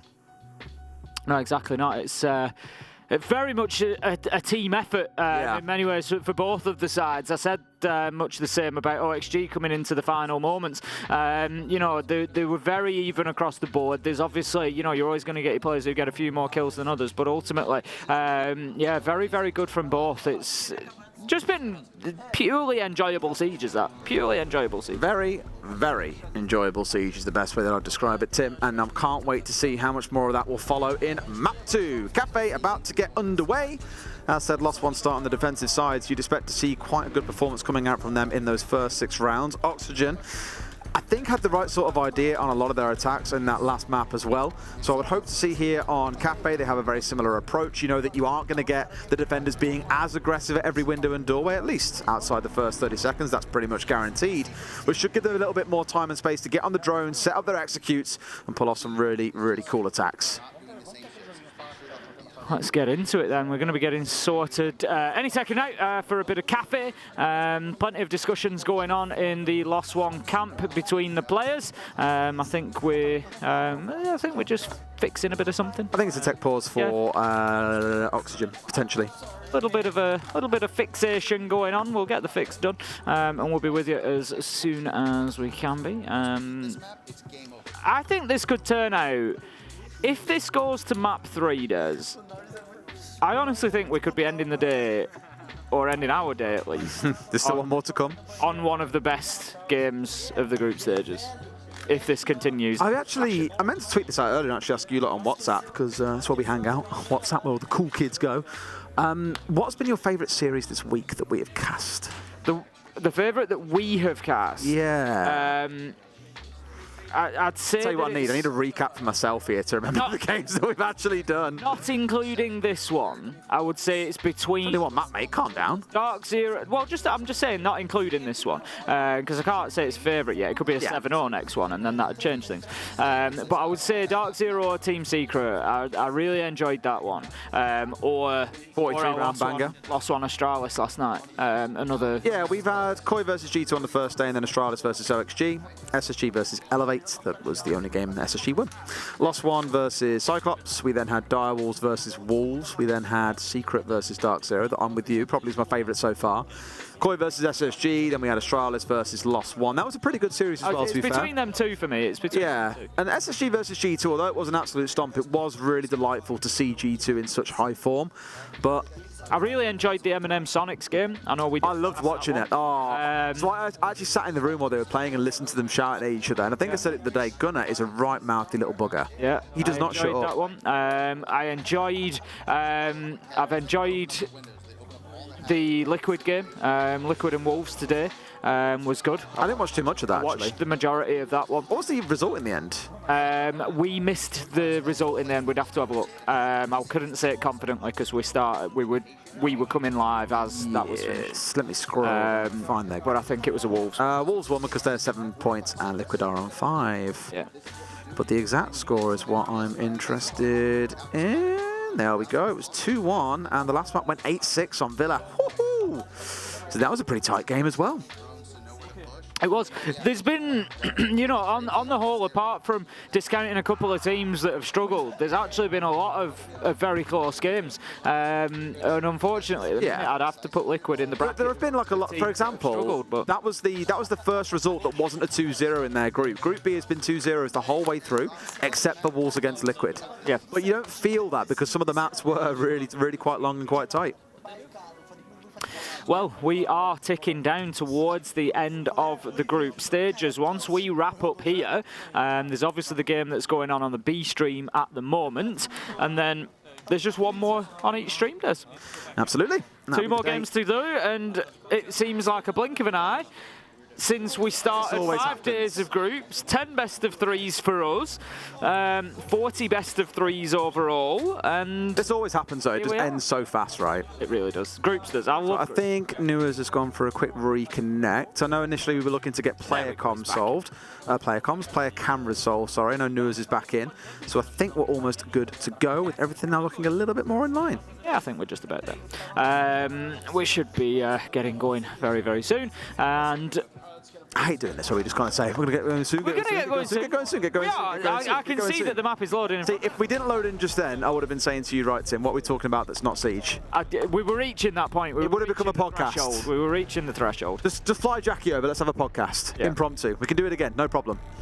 But we are indeed going into Kafe. Pots and pans. Those who know, know. Kafe is then. Let's see how things shape up as said. Oxygen starting on the attack. Lost one on the defense and Lost one already straight in there with a Flores ban, an operator that we saw Oxygen rolling out through a good few of their attacks on border. Right. Number 2. DeKB will be the second ban. Flores going as well. And a less common attacking ban, not completely uncommon. But, you know, we've actually seen a lot of value out of Flores. We've seen a lot of play with the Flores so far at SI. And it's... for clearing out utility, there's a strong argument to be made that he's one of the best operators in the game at doing it. I'm glad to see that ban. Yes, Valkyrie and his army. It does leave Solis up is the problem. And this is the hard thing, right? There are probably 3 must bans at the minute in the form of Solis, Azami, This is what I love. I've said this. I love it. It does mean each game has got one of them open, which it does change the way the defenders play. Yeah. And others. Mirror feels less of an issue this SI. I think because, Twitch is now actually a really strong pick. Oh, she's fine. She's fine. She's viable, but she's manageable. I think she's in a really nice spot. Yeah. I just love seeing her played. I think the banning stage is just in a real sweet spot at the minute, whereby there are tough decisions to be made, and you're having to pick your poison as to what you're going to play against. And I think that's good. You don't want to. Let's be honest. Teams will always argue for what makes their life easiest. If they can have that. If they can ban every difficult operator that they see, that they don't want to play against, then, I'm sure that's how they'd have it. I agree. But ultimately, I think it's great at the minute that they're having to make those choices and think, right, who are we willing to accept to play, and there is some difficulty there. I think it's fantastic. Completely agree. Alrighty, looking on the defensive side, we have the Castle, we have the Bandit, that Mirror, and the Yokais. A very dug-in comp, interestingly, coming out of Lost One. Very much playing behind some crucial bits of utility, looking to deny. You'll be sat in behind castle barricades. The Echo wants to stay away safe to make use of the Yokais. You've got Bandit to keep walls closed up. Everything just screams to me security and stability. Trying to keep things locked down together. So really here, it's on Oxygen to realise this and, go with their front foot forward. Really look to kind of press and be aggressive and play into the space that Lost One have sort of left available to them. Straight away up to the rooftop. No messing about for OXG. They're going to get up there, get those hatches open, and look to get themselves. It looks like it's going to be a red and piano push. I would imagine they're attacking onto top. Imagine my shock. Just for a change. To be fair, we've seen a lot more. We've seen a lot more pressure towards east. Look at this though. News isn't messing about. He's got himself straight in there. They've got Cigar Shot cleared out. I like this from OXG. We're only 50 seconds into the round. Well, the Impact's come in and blown out the castle barricade as well. But really, this was sort of that was the ground they were happy to give away. They wanted to challenge in towards piano, which they can do. Cigar was always going to be one of the easier ones to step into, which they've now achieved. Now it's about how do they break through things like, that is just brilliant. What a read by Maya that enables coming in over the top. Must have seen the rappel line coming through and thought, okay, I know what follows next. Normally a frag grenade, so let's go and push the player.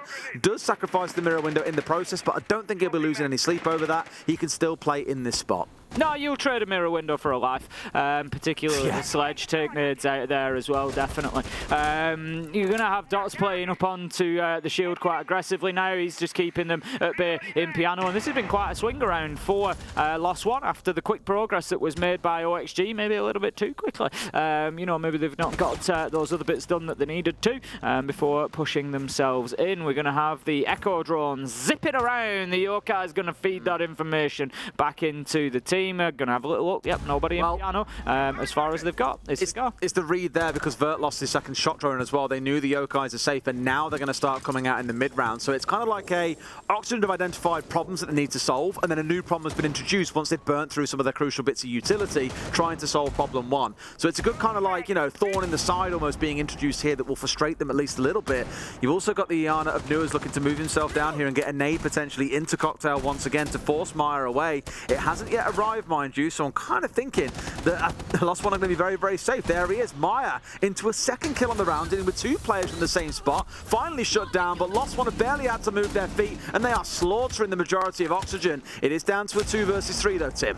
The kill from Dots onto Vertical on the skylight was absolutely disgusting from Barback Storage. Diffuser's going down, Dream's got no other option really, they're aware of it and they're going to keep pushing him. Managed to get that kill there as he's making his reload, and that is a good start for Lost One. It was a close round again, back and forth, but Lost One hitting some fantastic shots in there. Like I say, of particular note was Dots just dancing around in Barback Storage and managing to find Vertical. It's always a difficult shot up onto that skylight, and he absolutely slammed him.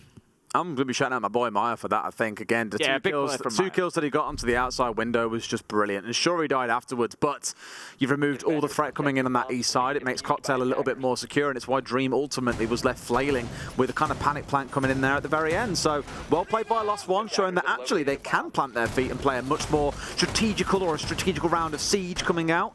Real good brand from them, and showing that they do have that flexibility potentially to go deep. Here we go then. Oxygen now have to attack into the downstairs as we head into the kitchen. Lost One looking to cook up a tasty morsel. Here we go then. Lost One not defending too heavily above at the minute. All 5 are downstairs, I think I'm saying. No, 4 are downstairs. So we've got one for now somewhere else. There we go, in mining. So it's not a heavy top floor hold, either way that you look at it, although the Jaeger has just run upstairs as well. Dash has just headed up to join. So there is a presence in VIP. Quite a widespread defense. Yeah, very much less so of a vertical. They've just left the Jaeger up there now. Another one's just come back down into VIP, so I think it's just going to be the one above roaming around for the time being. It's just going to be Dash.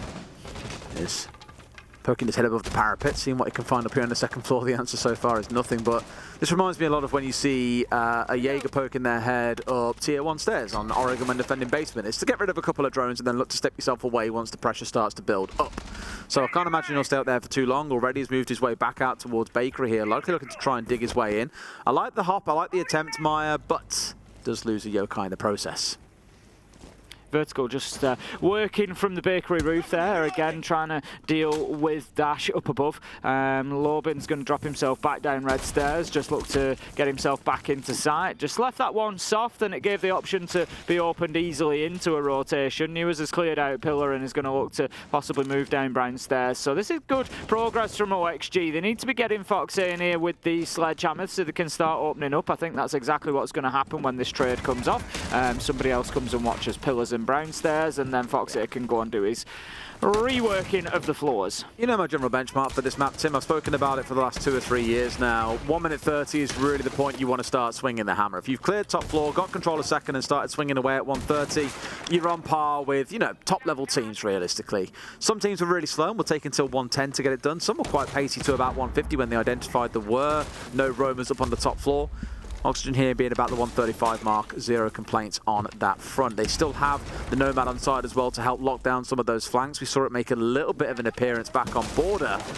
And Foxy just continues to soften things up here for his team, expose those angles, make the defenders squirm a little bit down below on the sites itself. Lobin's making good use of the bar here as well. Rather than shooting over the top, he's looking to shoot through it, as we might see Oxygen come pushing through. Nade is going to take the shield out. That's just all work that's being done from above.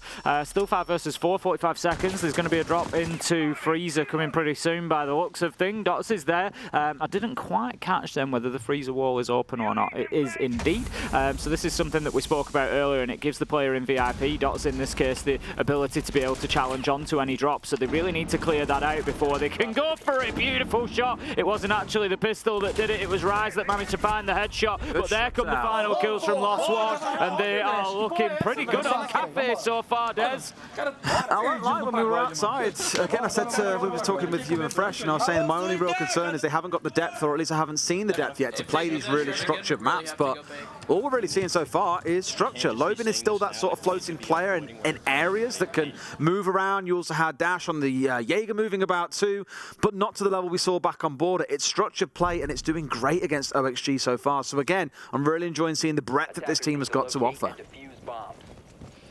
Certainly showing us some depth. As you say, it's going to be Reading Room, third defensive site for Lost One, and then it's up to them. They can go to mining, or they can just rinse and repeat and move back through the same sites that they've already seen success with. I don't really feel like OXG have been desperately close on either of the two attacking rounds so far. I think the first was probably about the closest, but even then you still felt like Lost One were largely in control of a lot of that round. So Lost One going to be feeling pretty comfortable at the minute. It's won their map. They're coming out good here on Kafe. I'm not sure that we're going to get our Chalet, Des.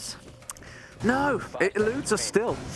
It's the one map all week that we haven't actually cast. And the one map that we love casting. Well, it's not, that sounds right. It's not the one map we love casting, but we do enjoy it. It's one of our favourite maps to cast. We enjoy casting all of them, but yeah, it's second to Skyscraper for me. Like, I'm actually quite enjoying Kafe so far this SI as well. I know some people really hate this map, but I enjoy it because it is quite structured. It's kind of like what Clubhouse used to be.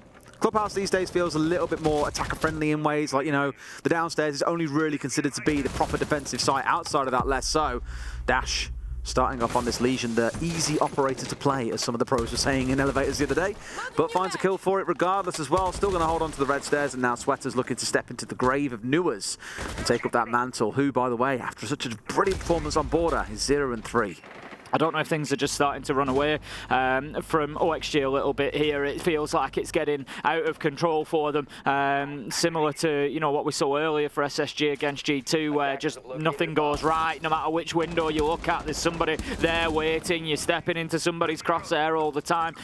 It just feels like things are becoming a bit of a problem. But let's not get carried away. We're only a minute into the round here. There is still plenty of time. We're going to have Lost One sort of dropping away from top floor and then rotating straight back up to top floor. Exactly, and it's the kind of stuff we heard during the timeout earlier on. Interestingly, between SSG and G2 is okay, then cool, they drop away and then rotate straight back up the stairs and come and push us, and that was the exact words that was said about Kafe. You're seeing exactly the same stuff coming out of Lost One here, but there's no snap response out of Oxygen. I think it was Foxay who was on the red stairs window. He was sat on a drone when we had the drop come down through Cigar Shop, so either they didn't expect it, or there was a little bit of miscommunication there that could have netted them a free kill. Lobin just trying the little quick peek with the TCSG. OXG dropping away from the top floor by the looks of it. They're sort of giving up on that clearance, and that's going to be a problem. They've got no choice. They've got somebody with the TCSG above who can just open up lines of sight anywhere. That's a big problem. That's exactly my concern is, yes, you surrender this top floor control. They're going to slaughter you when you try and push your way forwards. Now, whether or not they're trying to get a little cheeky plant off here, for example, oh, this is beautiful. I thought for a second that it actually got rid of the X-Kairos there, but no, just not quite able to make that one work. But I feel like Lost One in a really good spot. They've got the cross angles, they've got the vertical, they've got the utility still to burn through. 45 seconds to go, and Oxygen look a little bit short on ideas, Tim. They've still got 4 frag grenades to play with, though. Yep, I'd agree with you. I think they might still have Foxy up above on the sledge, who's just going to be holding above for the plant, but Lobin manages to find vertical, and I just, like I said, don't feel like OXG have got the answers at the minute. Sweater with a nade onto Dash is going to be on the Legion that goes down, but they've got to be careful, because every little corner seems to have a little line of sight, a little opening. Dream is going to take a little bit of damage there as he tries to get the diffuser down, but and there we go. Opportunity. Big double kill from Sweater, and that might just open up the round, but here comes the flank. They are ready, and OXG get it locked down despite not having that top floor control. Good attack from them. Beautiful nature of Sieges. It can look so lost for 2 minutes and 30, and you can just find 2 or 3 kills as a flurry that opens up everything on the other side. And with you, really good attack coming out of Oxygen there and getting themselves on the board. That's sure to shake a couple of those nerves and really get this game underway. I would always say I think that attack, you know, would probably be a little bit of a risk. You know, you do always run the risk of losing it because of the vertical pressure that you're going to get from the defenders. But ultimately in that round, OXG managed to control that very well, and it was spot on. Gonna head this time, lost one back up to the top floor. We saw them defend it back in round 1. It was a win. They made it very difficult for OXG to get themselves established inside of Piano particularly. They constantly kept pushing them on the flank from Pixel. They had dots inside of barback storage, hassling them through the soft wall. Just made life very uncomfortable for them. So you think he continue doing so into this round? That discomfort, never an easy one to deal with. See how they share out on this top floor? They've got the Thatcher being swapped in there for the Nomad. I think it's probably been a little bit less impactful for this side because really we haven't seen Lost One try and step into ground that was previously taken by Oxygen. It's more just using the ground that's available to them to keep on moving their way through. See if it has an impact in this round, changing that out to a Thatcher, but it should make it easy to burn through the Bandit setup they've got. Previously it was the Bandit and the Kai coming along as a pair, and this time just the one. Here we go then, straight up to the rooftop it will be for OXG once again. Dash at the bottom of red stairs, need to be aware of this. Nitro in hand, he could well play, I don't think he's looking to play for the jump outs there. They are going to put the Claymores down just to be sure, but I don't think that's going to be the intention for Dash. He's got Nitro in hand, and if he can play in and around Train, he could certainly hit them hard inside of Piano with the soft floors underneath their feet. There's going to be a lot of damage done to Sweater there, and that's a good start for Lost One. All his utilities gone here as well, so he has burnt through the castle barricade, but he's now just being so mindful of getting his head taken off when he peeks in again. Lobin finds Nuers. Goes from bad to worse for Nuers as well. 0 and 4 on the map. Really can't find his feet on Kafe so far. Quite literally out on the rappel there as we saw. But Oxygen, a bit of a slower start and not what they were looking for to kick off the first 60 seconds. Sweater almost dead and Nuers off the board. Yeah, it's definitely a tough one for OXG. They need to go back to the drawing board at this point because it's one of them that could run away from them quickly. They're going to have the nades going in towards Rushroom, but it's not going to do the job. Nitro goes out unsuccessfully, but more importantly, Lobin's still in position behind that mirror window. Has got to be careful here as well, because surely another nade is about to come following on through. In fact, they're all gone at this point because Foxay's burnt through both, and Iana went down with both in back pocket. So he might actually be okay to stay in behind the mirror window here and keep on looking to challenge out in towards Piano. Good hold so far from Lost One. Just trying to use that skylight again. Vertical it was last time that was punished up there. Dot's able to find the reverse angle shot. I don't think it's something that Lost One are going to try to challenge again, to be honest. But Dash, it's just wait. Honestly, he wants that Nitro. He either wants it up onto roof through the hatch, or he's waiting for that call that there's presence. Because don't forget, they've got the mirror window. Look at that. 1-2. They've absolutely no idea. Forget the Nitro. He's still underneath. He's still a problem with that Nitro. But the damage has been done. It's a little bit balmy that 2 minutes into a round, you've still got a player sat inside us, not just cigar shop, but also on red stairs at the same time. Like, you've barely made the move. There's been no drones coming through to force them away. There's no flank watch that's been established.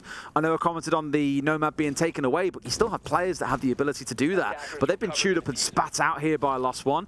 I don't really feel we can count Oxygen out. They've been down in numbers, down in the round itself, looking like it was all but lost, and they've managed to pull a couple of rounds back. There's one more kill coming in for Dot, so this one feels done. Foxay up on the roof all by himself with 15 seconds to play. Looks like it's 3-1, Lost One. Certainly looks that way. Foxay going in. They know exactly where he is. He's going to take some chip damage off Lobin. It's going to be Dash who he manages to find as Lobin relocates. There we go. That's the kill on the Vector. And that's going to be another round for Lost One, putting them 3-1 up on the defense of Kafe. And they're going to be confident, I'm sure, that they can take a couple of rounds on the attack at least. So it could be a tough half. You guys hear me? Yeah. Listen, the way we're playing is extremely predictable. So if we're going to play generic Siege where we're clearing people out with utility, we have to have people staying alive. Like, we can't have other people dying while we're trying to focus on clearing somebody else.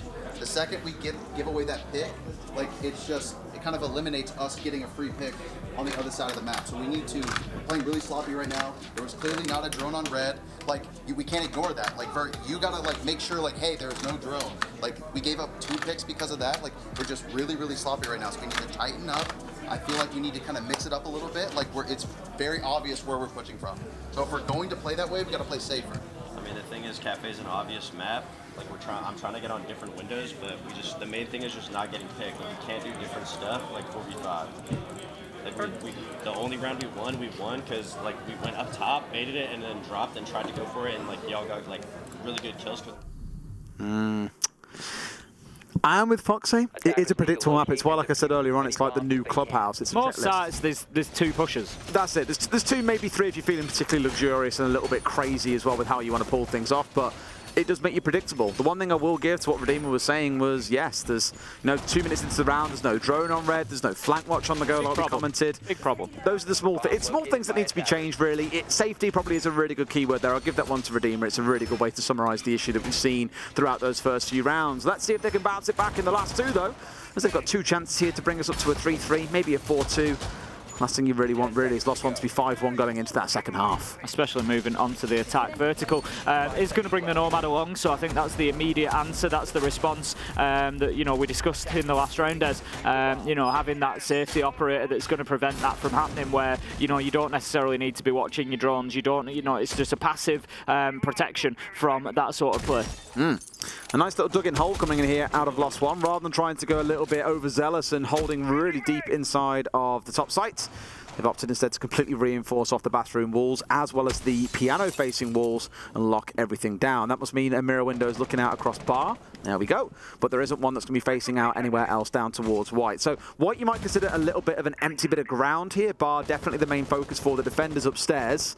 It's not to say they can just march in and work their way down white. It is a little bit of a death alley at points on the push through.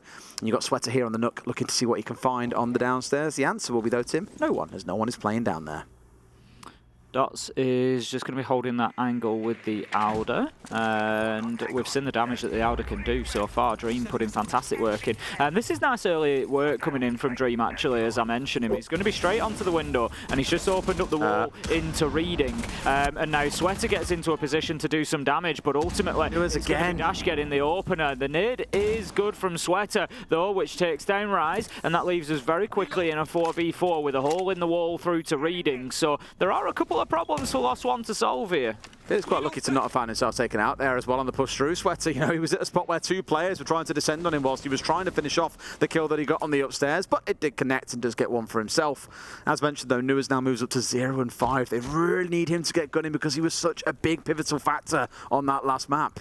Yeah, it's been tough for them. Maybe the switch of the half, sometimes we see players sort of activate when they get onto the defence, having, not really done the job on attack, for example. But yeah, it's difficult to, to expect it from him every single game. Yeah, absolutely not. Can't do that. Even Shaiko can't do that. No, you can't expect it every single map, but at the same time, yes, it is going to be an obvious impact when you lose 14, 15 kills, and somebody else is going to have to get them. So Lobin kind of exposed himself there, almost tag fight. If he got that as a one-tap, I swear to God I would have died in my seat. Just to raise on Nuas again, 0 and 3 on entry so far. Lost One have got every single entry kill in this game. Dream just working his way slowly through and going to try to open up a little bit more of reading wall. That's going to get the job nearly done that he started, except there's an impact trick comes out and Dash has got another one in pocket. So there's no Selma charges left, so there's going to be no more hard breach coming in. If they want to get in through there, it's going to be crawling on the ground, and that is not the best idea. Vertical taking some damage. All the chips going towards Lost One here as they are getting them one after another. Headshot comes in, 10 seconds left to go. I don't feel like OXG are in enough control to try and get this diffuser down. Nope, with the soft wall soft as well, and the vertical control, Oxygen just have everything. Well, sorry, have nothing. Lost One have everything they need there to close that round out comfortably. Even with that tactical timeout coming in, Tim, no real change in that round. Anything else, it kind of felt like Lost One were even more comfortable with the vertical hold they have. Oxygen, I think, showing a little bit of weakness here on Kafe. That was far too easy. In all honesty, it was far too easy for Lost One. The fact that they still had vertical presence to just stop Dream trying to walk, it's just far too easy. We saw Oxygen struggle to get that top floor control previously. They made it work, but this just goes to show why, as I said at the time, more often than not, it won't work. You won't always get away with it. They were sort of lucky to do so. They played it well, but in that last round, they rued the fact that they didn't have the top floor control, and it hurt them. It come back to bite them. It did. I want to see how the second half goes as well before passing too much judgment on OXG, though, because we've had a good few games where teams have been really dominant the first half, and then it switched sides, and actually it turns out maybe it's more an issue with how the two teams are playing out the map and how their play styles intersect more than anything else. But it does look rough, as I've already commented, when you've got Nuas on 0 and 5, Vertsat on 1 and 5, really struggling to get the numbers up on the board, whereas on the other side, you've got Lobin, you've got Dash, you've got Dots, all putting in big numbers. 5 and 0, Lost One are on the entry. Not a single opening kill going to OXG so far, and you know, you mentioned it specifically relating to Newers, but in general, look at that. Foxy's going to be down, finished off with the pistol, even styling it out there, Dash, to finish things, and that is going to be another entry kill. 6-0 now, doubling down on my point, and OXG are fighting back from 4 versus 5 right at the beginning, and look which operator they've lost on a kitchen attack. It's painful, and they've got no breaching charges. They've got no ability to go through the floor here as well, which is even more infuriating. So just when you feel like things couldn't go from bad to worse for Oxygen, they absolutely have. Sweater's just holding on to the red stairs at the minute. Gets himself inside. Going to have to start getting aggressive, but look at the tight angle that Lobin's holding. Lobin's going to stray across. He's just going to overexpose himself. Needs to be careful here. This is going to be very close. Sweater manages to throw the nade back in pocket and slam Lobin out of the round. That rapid change time. Beautiful, that. Beautiful. A little bit ludicrous, not going to lie. They just give Oxygen some control here, at least around red stairs, where they know the main point of contention coming in from in front of the closet has been taken away. Still probably sort of aware they haven't got control of Bakery though, and there normally is a player sat around there. There we go. Saw the Jaeger there just a second ago. Joined by a second one of Maya actually inside of Bakery itself. Still at 4 versus 4, things could be worse for Oxygen. Dash holding the long angle from Wedding all the way up to Bar. One of the longest angles in the game, I think, actually. It's one of the longest. It is, yeah.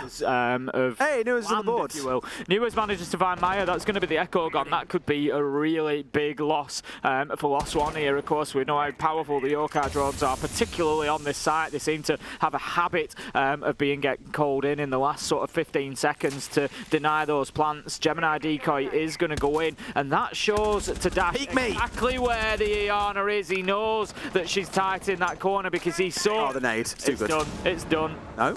What? Ooh, dancing fancy feet from Dash. But he is full white flash constantly. A little bit of support coming out of Bakery, and Oxygen have really got to come together as a team here to make this push work. But again, they've got 2 players elsewhere in the map. They can't completely assault together because they're so spread up as a 4. They're going to have to bail on Bakery and try a different attack. I really feel like they've wasted an opportunity there. They get one down as Dots falls, but now Dash, back in Harry Potter, is ready to work some magic of his own. I say that and down he goes. Dash has done a fantastic job there, to be fair. We're down to 15 seconds. It's now up to the site player to try and hold on to this, but unfortunately Raj just can't find those last 10-15 seconds. It was a better attack from OXG, and they really made it difficult for Lost One in the last sort of minute there, picking up kills. It was the kill onto Maya for me, taking the Echo down inside of Bakery. That really sort of sped them up a bit, and that was a beauty as well.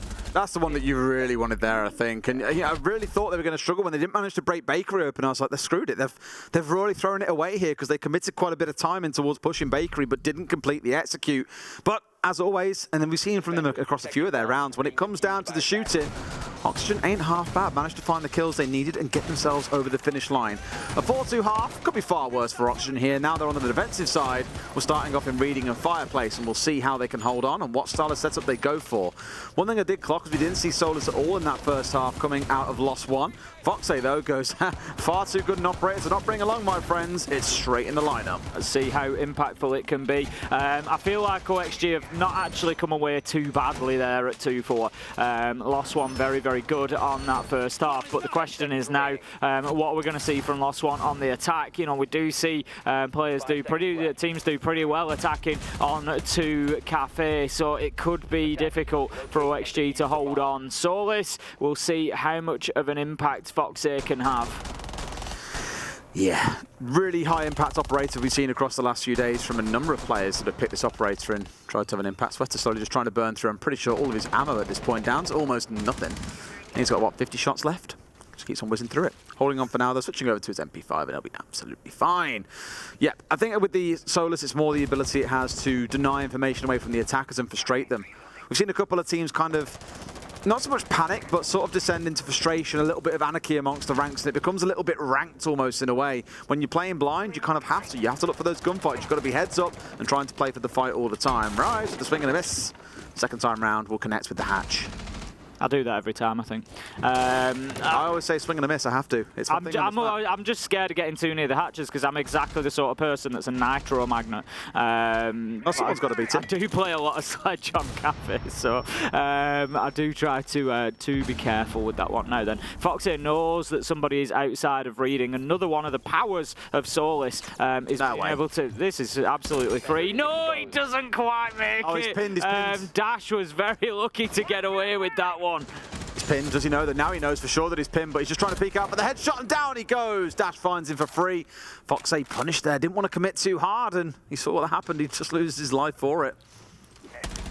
Sweater up and down white stairs. It's not the start that OXG need. It puts them on the back foot for this defense. It doesn't hurt the top floor defense, which is good for them. But Dots is going to be marching across, just misses his opportunity. Vertical needs to be careful though, because I think that he's a little bit closer than he thinks. And yes, it's going to be as easy for that. Dots moves across, gets the Jaeger, and that leaves Dream to try and hold on to the top floor on his own, I think. Although, was there a second body who just danced past? No, there is a second one up there, just playing on the hatch. It's Sweater as well, so he does have a little bit of backup, but it does leave sight a little bit light. A direct trade, and we're now 3v2. Interesting. I think I've ever seen a shotgun go for a direct trade with a headshot coming out of another gun. Hey, well, first, if 2 quick kills come in the way though of OXG, Nuas is on the deck, so it's a 1 versus 1. Rise coming up against Sweater with 40 seconds to play, and I think he's even getting Nuas back on his feet here. So Rise is the one at a disadvantage, spraying through the wall, hoping to find one man, can find neither. To do double back on himself, try and bait them out at least a little bit. Wonderful shot onto the head. Can he see the next? He can, but Sweater is just better. Well played from Sweater there, kept himself cool, calm and collected, picked up his teammates and then was able to find the final kill, and that is the start that OXG needed. It brings them back within 1 round, it gives them a successful defense, and it starts sending a message that maybe we can do to you what you've just done to us, which of course, if Oxygen can go 4-2, would send us into another overtime, but we'll worry about that if we get there. When we get there. When? Probably when. All right, Fireplace and Mining, one of the off-sites. I do actually like on how on this map we do see all 4 sites played quite regularly. Some teams do actually prefer going into Mining, and it's an interesting one because many will consider it to be the weaker of the 2 sites on this second floor. If I pull up my stataroos, Tim, we go and try and find out where our map stats are. Right down the bottom, Kafe, for those who are curious, is right bang in the middle. It's been played 9 times. It's our 5th highest picked map. Mining and Dining has been picked 14 times to Reading and Dining's 24 times. So although it is still leaning in towards Reading and Fireplace, it's still a pretty good show rate. Significant presence there. Yeah, and I mean, these 2 sites equally have a negative win rate for the defenders, 43 and 46% respectively. So some fun stats from the competition. Your beloved Bar and Cocktail team's actually doing pretty well at 62% defender win rate. Don't. I wish I could have captured your face in a video then. Because the problem is then people will start playing it again as defenders. Why are you hating, Tim? It's 18 months. 18 months it spent its time as about a 40% win rate site, apart from one region, which was LATAM, I think, from memory, that could defend it. Otherwise, it was at a 40% win rate for defenders, and everybody still used to have it as the primary site. Interestingly, the entry stat that I mentioned, I'm going to continue that thread of that story because it continues to go towards Lost One, 7-0 now. They have got every single opening kill so far, but it just goes to show that OXG are capable of playing from behind. It's certainly not dictating the whole story. No, they pulled a good few of those rounds back. You know, the fact that it's only 4-3 to Lost One as a result of losing those entries is, you know, quite impressive for Oxygen. Keen to see what happens when they do get the entry eventually, how much work they can do with it. Can't ignore Milo here playing on the Yink. As we all know, a very execute-based operator, very good at clearing large parts of land, making use of those candelas and smokes on the march through. So expect to see that become a part of this execute. Can't also help ignore, Tim, the 6 frag grenades they have on side spread across those 3 operators. Absolutely not. We'll see how much use they manage to find out of those. And Sweater just dancing backwards and forwards around Lumber. We see one nade come in. It's going to do damage to Fox. Damage to Sweater. There you go. Fox had taken out, and the Soul is once again. That's 3 nades nades, 1 life and 3/4 of a life. I'd say that's some pretty good value that's been gained out of them, because guess what? Lost One were at no risk for doing so. Newers manages to find Lobin, levels things up at 4v4, but it's also another entry kill for Lost One, which leaves them 8-0. A good one to find as well, because Lobin was the only player with frag grenades left on side. So those are taken out the round. For all intents and purposes, there were just 4 in this round, because the other 2 have been removed and cast into the void.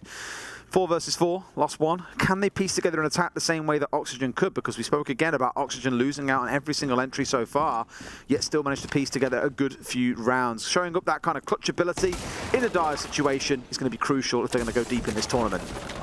Newers is just trying to move around underneath, needs to be careful because the roof is being opened up above him as he speaks, as he runs, as he moves, trying to relocate. It's been quiet from him so far, but he has found his way onto 4 kills. He's going to add another death though. Dash manages to find a headshot, absolutely beautiful from the window, and that's going to leave us now in a 4 versus 3 in favour of Lost One. 19 seconds, Des. I think Maya was so wary there of the Evil Eye just spinning around at the wrong time, or someone peeking him while he was trying to destroy it, that he opted not to bother. Dosh? I've done this all once already. Dots charging inside the site with the Dosh. The diffuser's going down here on the actual operators. Dream with a longer angle, but they won't be able to stop this diffuser getting planted. It's a 3v3, Tim. That's a big problem. They've got a man above as well. I think one's just gone out of the window, if I had to make a guess, and that leaves it very difficult. No, Dash actually got himself onto red stairs. He's just waiting. This could be an absolute nightmare. Yes, it is. That's 1. Can't find a second, but it's certainly going to put the fear into them as they go to check the red stairs. Vertical's got a man down as well. 13 seconds. They need to be finding some kills. Here comes Dash. They've ran right past him as well at this point, ignored him for the most part. They've got to know he's on the lower as well. They've got 14 seconds. They have to go now, but they're so scared about the player on the upstairs, and so they should be. Rise with the close out there. Lost One take the round. Take the round and take a step closer to a full 4 points here as they take themselves on to 5-3 on the scoreboard. All right. Things still stay pretty tight. I know it says 5-3, and I know that means that, of course, Lost One are in the lead, but this is always that round that you love talking about, Tim. They win it out here, 6-3. It's too steep a hill for Oxygen to climb. If Oxygen win here, they're back within 1 point touching distance. It doesn't feel like such a gap. It's a big swing. It is. It's a swing round, I think. Yeah, momentum-wise, massive for the swing. It's going to be down inside a kitchen. Lost One got to most likely clear their way through the vast majority of this map. I wonder if they 6-pick out, well, attack a repick more like, anything into this lineup as well when they see what's going on. And there it is, the instant full swap as soon as they see where it's going down. We've got the Ossa on side, we've got the Ying on side. It's all about hitting this site hard. I can't wait to see this one.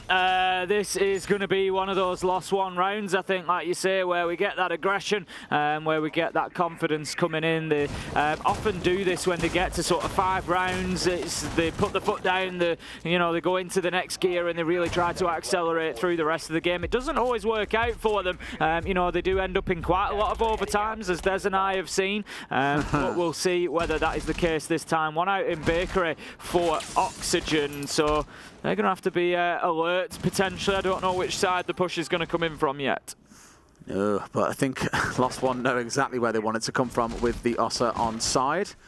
I wonder if they try and use it as a drop-through freezer hatch, actually. I mean, it's viable. We saw a Monty being used by SSG earlier for that exact purpose. Plant it on the door, get the diffuser in behind. Yeah, you push it through the single door and then round to sort of the left and plant down the Ossa shield. I've seen a couple of teams do it. Plant down the Ossa shield facing out towards the west and then plant in behind that with also some cover being offered by the bomb chassis itself. So it can work out really, really well. Just depends if that's what Lost One want to go for. But they are still being diligent, not getting too excited about the prospects of a plant and are trying to full clear the map. Foxay just dancing away from these drones as they chase him down. Let's see if 9th time will be a charm for OXG and if they can pick up the entry kill. They're still down 8-0. Haven't managed as of yet. The thing is, you look at it and you say, well, they've still managed to win 3 rounds. Absolutely they have. But they are 5-3 down, and losing the man every single time at the beginning of the round is going to have an impact on that. It's just a fact. And so they could really do with picking up a starter.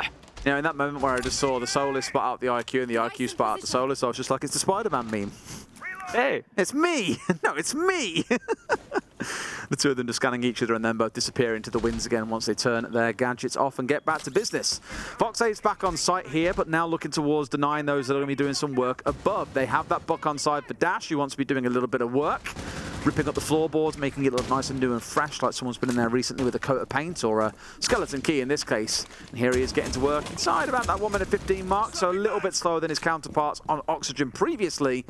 But similar business, get things opened up, make the defenders sweat a little bit. Fox's just going to take an absolute fraction of damage there. I'm not sure where it came from. There was a shotgun blasting at the same time, so I don't know if it's maybe just, yep, and again, he's probably just being caught with the skeleton key from above there.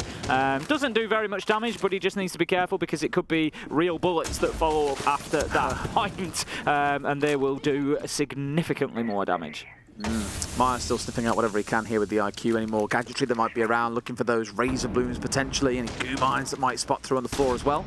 Lobin lobbing through a couple of flashes as well, trying to unsettle the player. As here comes the push as well, pulls up the juice, which means extra damage being taken by the members of Lost One. And here we go, Dots goes kind of deep here, looking to go in for the plant. He's going to start sticking. Rise gets the entry, make it 9 in a row here for the side of Lost One. 2 kills come through pretty quickly, looking to get the side swipe on. Maya can't win the 1 versus 1, but the diffuser is down. And now with the vertical control still established, Oxygen might struggle. It's going to be very, very dangerous for them as Dots manages to pick up Fox here. Fox was the position that could really possibly... Oh, God. A bad spot for the Orsa. Dream's able to get in there and start tickling that diffuser active. Oh, Dash. What a shot from Dash. He's had a great game on Kafe so far, and it just continues. Vertical, low health, has to try and do something. Knows exactly where the man is, but there is still one above. He finds him. 4 seconds. He has to stick this diffuser, and Rise has played this perfectly. There's no option for him. There you go. Rise closes it out, and that is going to be map point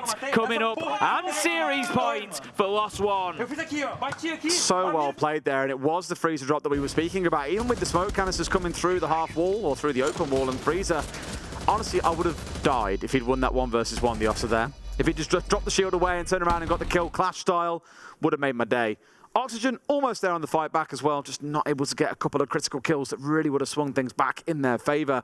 Lost One wanting to establish themselves as team numero uno in this group, and they are just 1 round away from doing that, Tim. I'm not sure if it's not the sort of stat that I'd really remember, but I'm not sure if I've seen a game where a team has lost every single entry.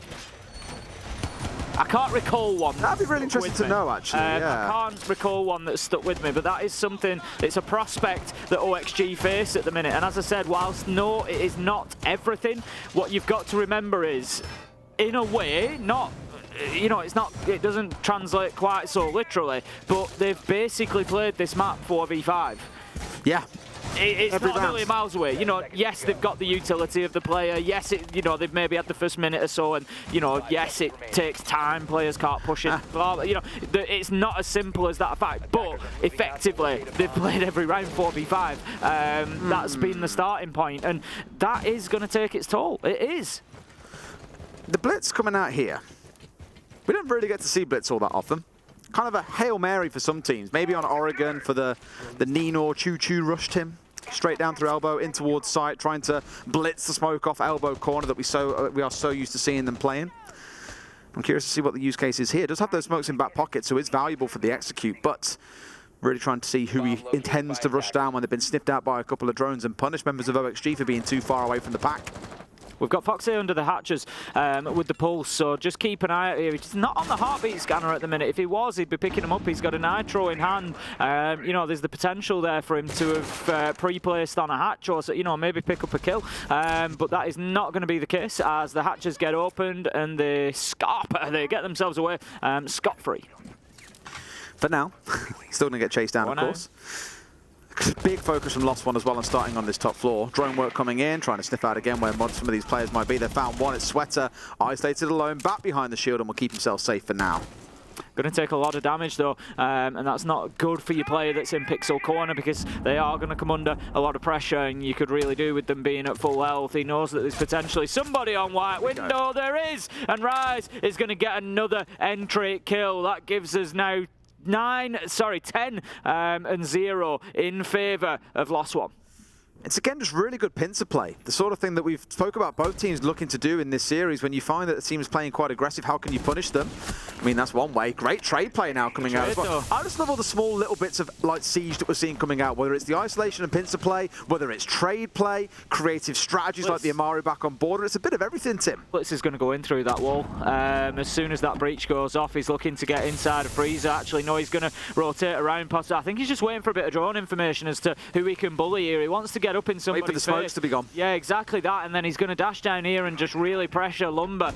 There we go. Smoke comes out. He's going to beat it though, and he's going to go straight in. There's the flash. Can he find the kill?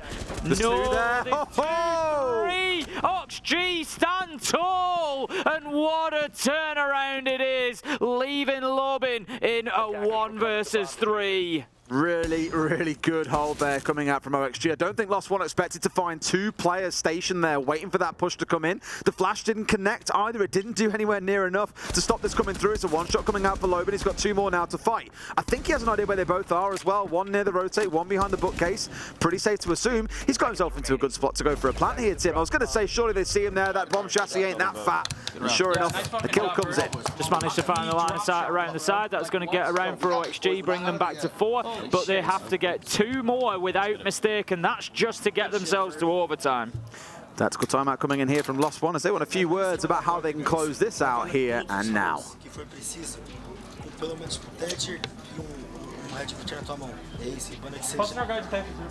É, por causa que se abre esse freezer pra madeira, já não jogam, tá ligado? E essa estrutura vai se repetir nos outros bombs. Tá, então, eles vão pegar o que agora, você acha? Não foram matar agora, né? O bombe da roda, eles podem voltar, mas eu acho que jogam pro bar. Eles gostam bastante do bar. Dentro do bar, trabalha o Lobeck certinho lá pelo Como é que era a defesa do bar deles? Eles fizeram até agora contra nós. A defesa bar deles é full recuada, só um shield no freezer que era pra você quebrar de cima com HE. Ah, tá, mas... E o resto você já sabe, o resto foi aquilo que a gente começou no tático. Se for defesa bar agora, vai ser eu e você na claraboia de início pra trabalhar pra quebrar o shield do freezer, bug HE.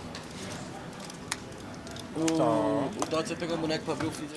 If I do have one criticism of Lost One so far, I was just thinking about it through that tactical timeout there, is, you know, we've covered a lot of rounds. We've covered quite a lot of overtime, as we've joked about already, but quite a few of those matches have been Lost One's matches. Yeah, I know how to keep it close. I feel like they have a problem closing games out sometimes. They're 6-3. Would it surprise me drastically if this now becomes 6-6? No, it wouldn't, given what I've seen from Lost One so far. I think that, as we've said, they're a very good team. I think they are, you know, probably a bit of an outside contender for, you know, even the tournament potentially. But it is anecdotal. I can see you diving straight onto the stats there, which I appreciate. It backs up my point potentially. But I just feel like they may have a little bit of an issue sometimes closing games out when they've got that advantage. I'd like to see them just do it now. Just get it done. 7-4, win the round, win the game, and get it done.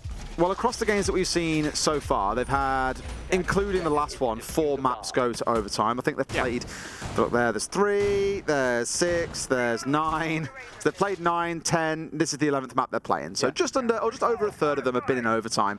The ones that they have won, there's been a couple that they have stomped their way through, but the vast majority of these 7-5s, it's still pretty close when it comes down to it. This is what I mean, I think... Now, the beauty is that makes it some really interesting viewing and for some great casting. We love it, right? Fantastic, but they have got to be able to take control of the game. For Lost One, I think they struggle. I'm just getting the feeling that they struggle to close games out. And it's a thing. It is a thing. You know, we see it for teams sometimes that, you know, you get close to that winning line and taking that final step, clinching the game is difficult. You know, the pressure is on at that point. They're an unpolished gem. Blue Lock fans will appreciate that one. But the unpolished gem is how I describe them. They are a team that they're my underdog for the tournament. I think there is a world where they do win this whole thing. Are they absolutely flawless and they're stomping everyone the way that everyone saw from W7M in their first couple of days? No. There are no doubt going to be weak points, things that do show up, but with how we've seen them shine, I think with a bit of work over the next few days ahead of, you know, really getting into a live arena, that's what I'm excited to see. For Lobin, it'd be mad, by the way, to be picked up and go on to win an SI in your first tournament. It'd be insane. Of course it would. It absolutely would. Well, I can believe it, because the kid's really damn good. I mean, you'd have to feel for Spoit a little bit at that point.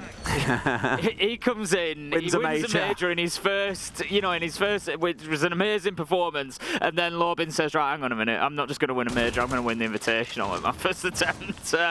You'd have to think, you'd have to feel a little bit, so it'd overshadow that maybe somewhat in the same year. Can't wait for Lobin to dole out some smack if he wins it and say go back to content creating or something along those lines. Do a bolo. Sad face. Here we go with round 11. Lost one then. Nothing too cheesy coming out here. If you're looking maybe towards the glass, you might say it's a little bit cheesy, Des, in which case I think you are right. Only got a couple of smokes to back it up though, and the Ossa once again is going to be their big focus on the downstairs. So it feels like a similar execute to last time, just with a couple of changes. It's like copy your homework and then you don't really copy it, you just change one or two things quite literally. Going to have the book opening up above. No opening kills yet. Is this the round for OXG? Is the 11th Can they break the curse? That they can stop this entry curse and get themselves the opener? You do worry though, because they've won 4 of the rounds still where they've lost the opener. You think maybe if they get it, they won't win the round. We'll see what happens. Maya's going to be pushing in towards Bakery behind the Ossa. Again, bringing the Ossa. It was successful previously. There we go. They've got the entry as well. A double kill for OXG. A great collapse. And that is 3 kills in short succession, 5v2. Here we go on a swing out from Dash. Not able to find a kill himself either. Lost one, losing this one very clearly with just Rise left alive against 5 from OXG. Tim, I think I'm with you here. It might feel like we're going into overtime because this is 2 rounds in a row now that Lost one have tried to, air quotes, cheese their way through, do something a little bit different, and they've paid the price. They've got one last chance to get this right. Otherwise, they open the door right back up to Oxygen.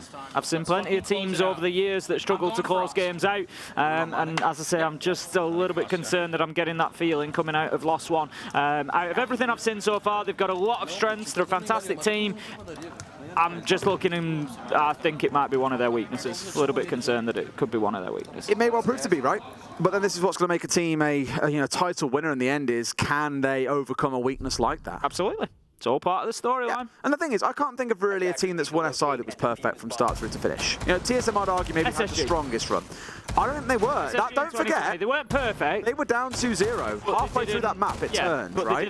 They didn't lose a game. No. So I'm not referring to not losing a game. I'm more referring to, as a team, where their strengths are, where their weaknesses lie. And again, coming into the grand final, they were down 0-2.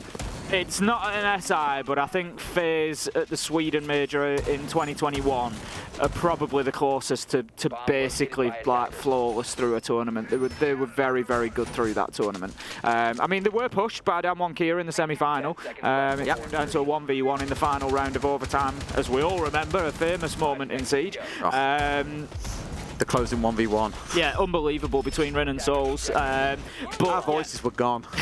They deserved to be. They deserved to be after how good that game was. But yeah, I think FaZe were probably the closest we've seen to like a near flawless performance through the tournament. They were just very, very good through the entire tournament. But like I said, and we've been saying about it for the last few days, teams do have to overcome adversity more often than not to win a tournament like this. Yep. So for Lost One, maybe that is, clinching those games out and closing them down. There's going to be periods of difficulty for any team that goes on to win this.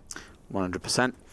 Vert looking vertical with the C4, hoping maybe to find someone peer their head over the parapet of the skylight and find a C4 in the face, the only answer they have. In fact, I think he's waiting for the hatch to get opened up to catch a C4. He hears it go, lets the C4 rip, but the sledge has already gone the other way. No early cheap kill to come out for Oxygen. Let's see if the change in entry fortune can be a change in overall fortune for OXG. One more round and they take us into overtime. They're going to be confident. They've got a couple on the bounce now. They've got 4 out of the last 6 and things are looking a little bit more positive for them. Sweater is going to drop down to the bottom floor. He's on the vigil. He's just trying to make a nuisance of himself, but he is being hunted. Dash, and he's aware that he's down there somehow. If Sweater takes a peek here, he's going to get himself a freebie. I wonder if they know that he's any second well. now. I mean, maybe? Oh, honestly. I think Dash has... Oh, look now. Look now. It's too late. It's too late. It's too late. Oh, he's been too... Dash has gone too far. He's covered by the brown stairs now, yep. Oh, honestly, that was agonising watching that. We've had a lot of near pixel moments, haven't we, though, throughout the games that we've casted, to be fair, the whole way through.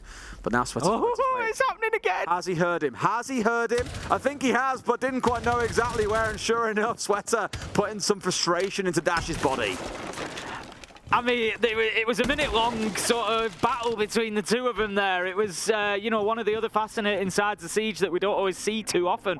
Players that know the other one is there, they're both aware, and it's that 1v1, essentially. You know, it was a beautiful little moment that I enjoyed that. Raz is going to be working from above, taking down utility inside of sight. Frostmat goes to begin with, and then Vertical's just pushing himself up onto the top floor, potentially. I don't think Lost One have got any meaningful control at the minute, which is a bit of a problem for them. They do have the top floor. They're going to drop the hatch now and get into train and think about a plant inside of dining, I think. But needed to win that kill. No, not a trade. Oh, actually it was. Maya got the kill onto Nuas there, who picked off one of the players already. Dash, I think it was, going down there a little bit earlier on. Foxay's on the Solus as well, so can of course scan out when this is coming through. Vert's looking at trying to get his way through the top here, and in comes Maya, going to try and open things up, but in comes the Sideswipe as well, coming out. 2 quick kills, making a third as well. It's a 1 versus 1, but do they know where each other are? I'm not so sure they do, and Rise has not got the time. It's going to be overtime. Oxygen with 3 rounds on the bounce. Oh, I can't take much more of this. Last minute 1v1 to close us out and take us into those extra rounds. Oh, it just wouldn't be an SI23 game of Des and I casting if it didn't go to overtime at least twice, it would appear. So we're going to head into overtime, and Lost One continue on the attack, which is actually a disadvantage for them. It's been 4-2 halves in favour of the defenders, but that being said, we do often see those fortunes switch in overtime. Where are they going to be attacking? They're going to be attacking the same. It's going to be Mining and Fireplace. Chalet, we play on Chalet, Tim. Feels like we could be heading there if Oxygen keep up this streak. Given Lost One has to continue into the attacking side, it feels a little bit dicey. But as you said, difficulty in closing out series is definitely showing through here. A second map in a row going through to overtime. That makes now half, well, just under half, I think it is, of the games they've played an overtime game. Either it means Siege is really well balanced and it's incredibly tight right now, or Lost One do struggle with closing out maps. Maybe a bit of both. Bit of everything, I think. I mean, we've seen every operator played so far this week as well. Yeah. Every defender, every attacker, all of them. And interestingly, one of the more fringe defenders, you know, Doc thinking about it, Lost One play that an awful lot. Maya picks it up seemingly all the time on the defenses of Border, so teams do have their little fringe picks they enjoy. Here we go then, into the action phase. First round of overtime, round 13. Oxygen starting us on the defence. Last time around, when they were in the very last round defending this site, they had a couple of big moments that helped them win the round, particularly the little 1v1 battle downstairs between Dash and Sweater. Sweater being on the vigil and able to get that kill. It's not something that they're going to be playing this time. Sweater has switched across and he's going to be on the Mozzie. Maybe still mobile and out in the map, but probably not quite to the same level of aggression as he was with the vigil. He is downstairs for the time being, though. For a player that I commented at the start of this series did need to step up, you know, Sweater has done just that on this map, which is great because looking towards Nuas, looking towards Foxay, for example, a quiet map for those two by comparison to what we're normally used to seeing from those two players.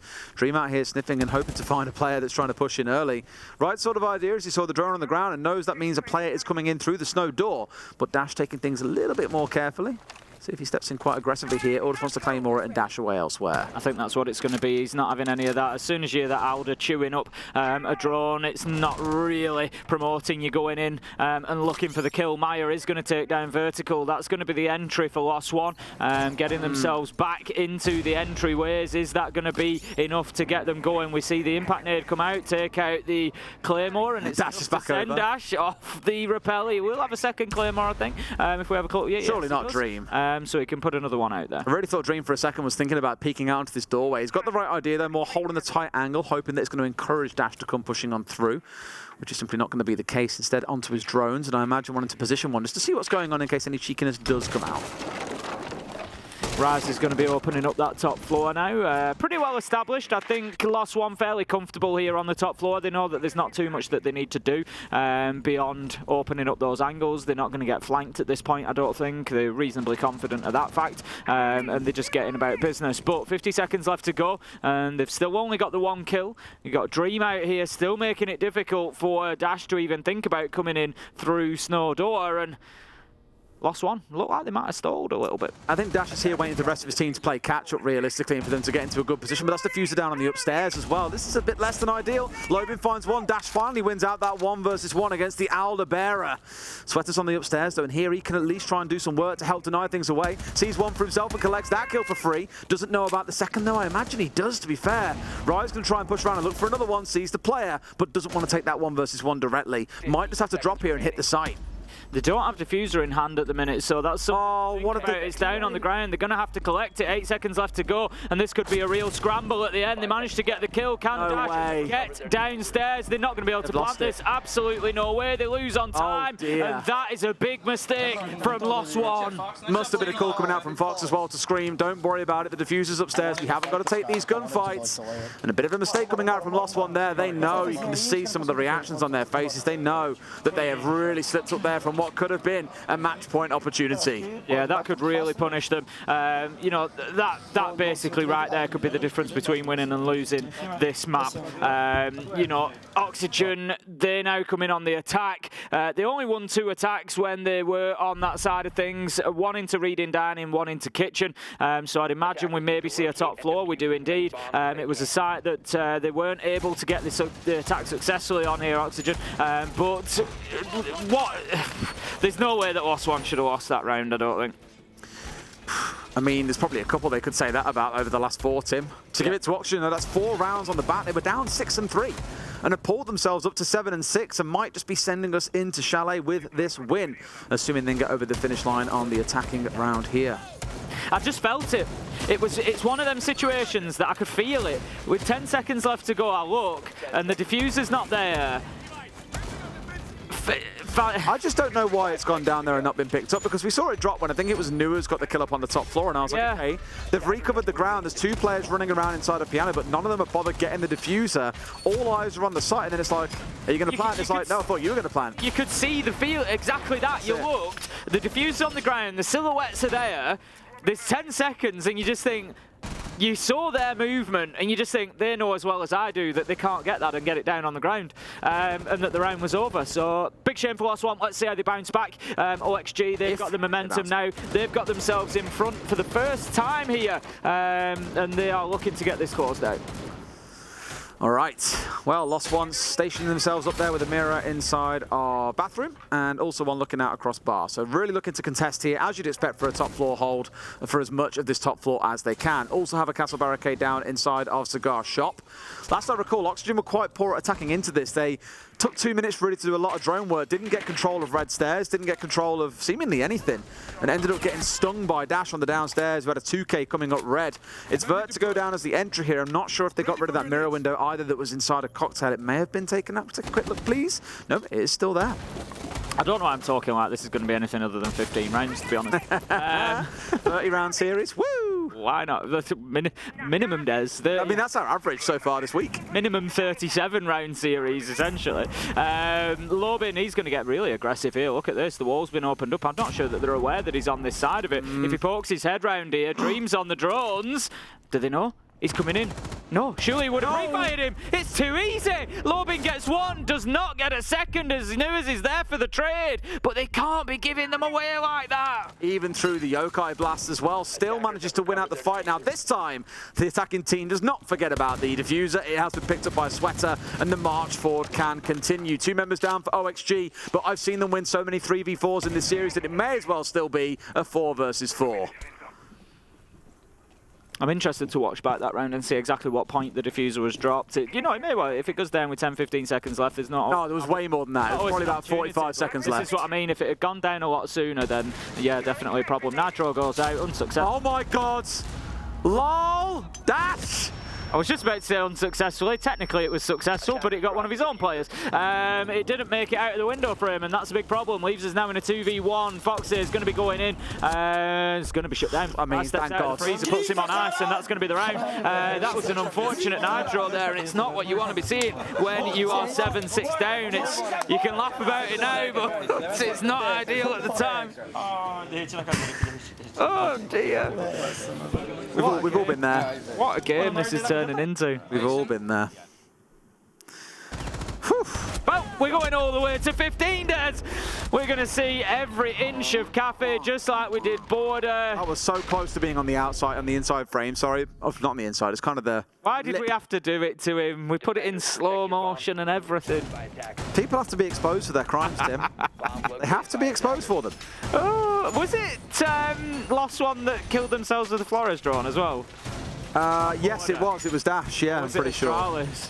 No, it was definitely Lost One. Never mind. Because we were just there like, you've got to be kidding me. Right. I remember feeling like that disappointment that a parent feels when you've adopted a child. These are my children right now, and they let me down. Yeah. Here we go, round 15. I'm not teaching children not to stick forks in plugs, and they still go and do it anyway. Yeah, don't do that. Round 15, we're going to be going down to Kitchen.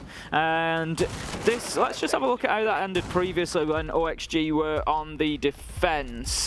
Kitchen, they won one. The Ossa again. Ones, 50-50. Yeah, both with the Ossa as well. Yes, 50-50. They had the Ossa plant through Freezer, which was the successful attempt. They tried to push an Ossa through Bakery. Unsuccessful attempt. So those are your two options for Dots. We'll see just exactly how it plays out. Time in there on the Gumon coming out as the drone came rifling in through the door. So I think at this point we have a pretty good idea what Lost One are going to get up to with this Ossa. You've seen one work, you've seen one not work. Tends to suggest you're going to see the one that did work coming out. And sure enough, with Dots on the south side of the map, it looks to be, well, southeast side of the map, it's going to be a start in towards the Freezer side. So getting control of that second floor is going to be critical. That's why you've got drones running all the way around, and equally why you have members of Oxygen looking to contest.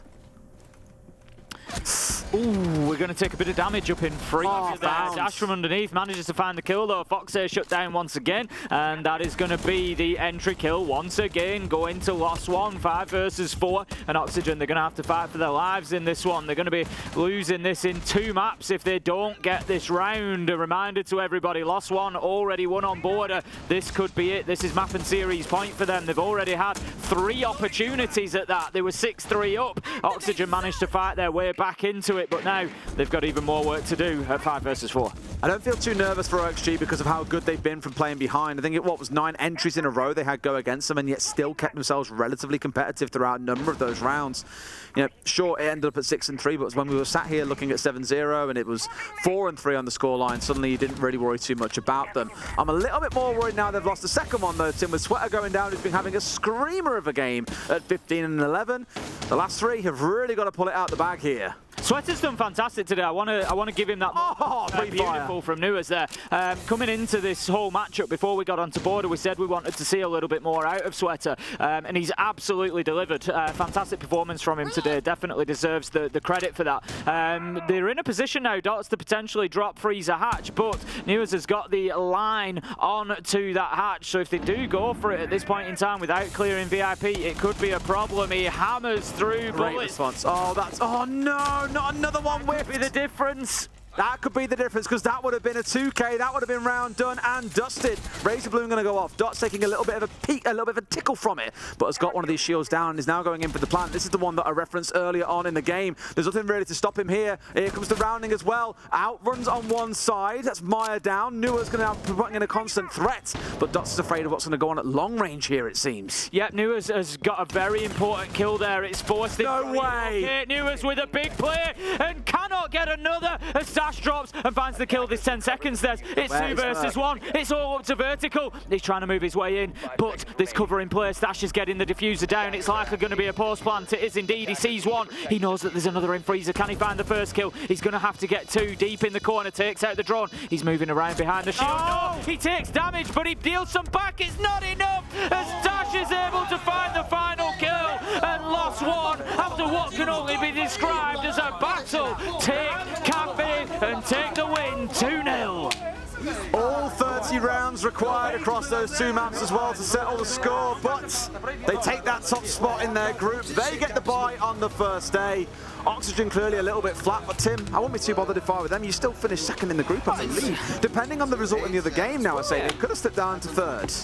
Ultimately, it's not the end of the world. You know, group stages, getting through the groups. That's what it's about, getting into the playoffs. They've already done that. But equally, who is going to go into the playoffs better? Lost One having taken the win, or Oxygen taking the loss? You know, that's the way you've got to look at it. Winning's a habit, and they want to win every single game. The thing I'll always stress is you've got to beat the best to be the best. Everyone is going to have to play against through some really big teams, regardless of whether you play them on day 1, day 2, day 3, even all the way through to the grand final. These two teams would have to battle through the same opposition, so I'm really excited to see how this shapes up. But Tim, another incredible series from Lost One that they've been involved in. It's twice now they've done it to us this week. Absolutely beautiful series. I thoroughly enjoyed that. I'm honestly a little bit disappointed, and I thought Newers was going to deliver that third map for us. He went absolutely wild in that last round. Got a very important kill to take out the cover, got himself round onto double door, got in and stopped the plant. He did so much, and then just got hit with the headshot from inside a freezer.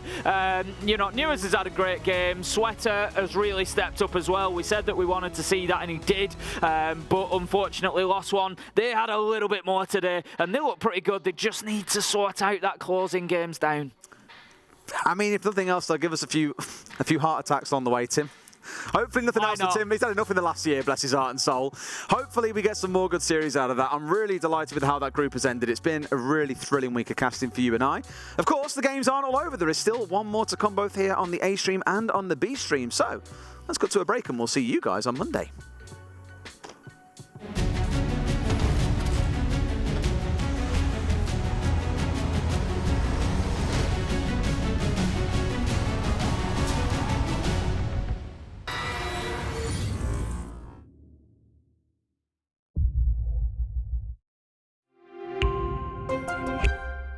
I'm Nicholas Mortson, but you know me as Pingu. I'm a 2-time Rainbow Six Siege World Champion and former top Rainbow Six Siege player in Pro League.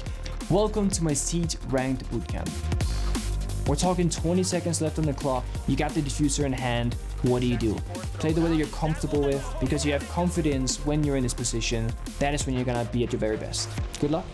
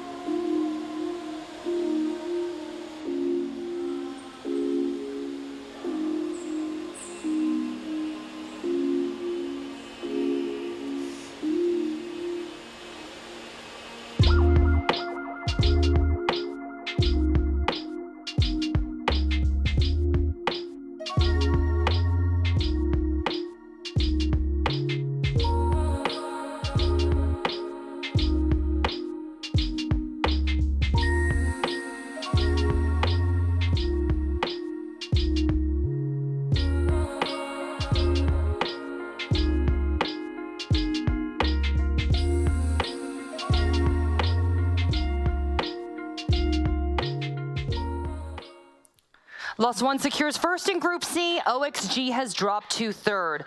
Lost One defeats them in 2. What a battle.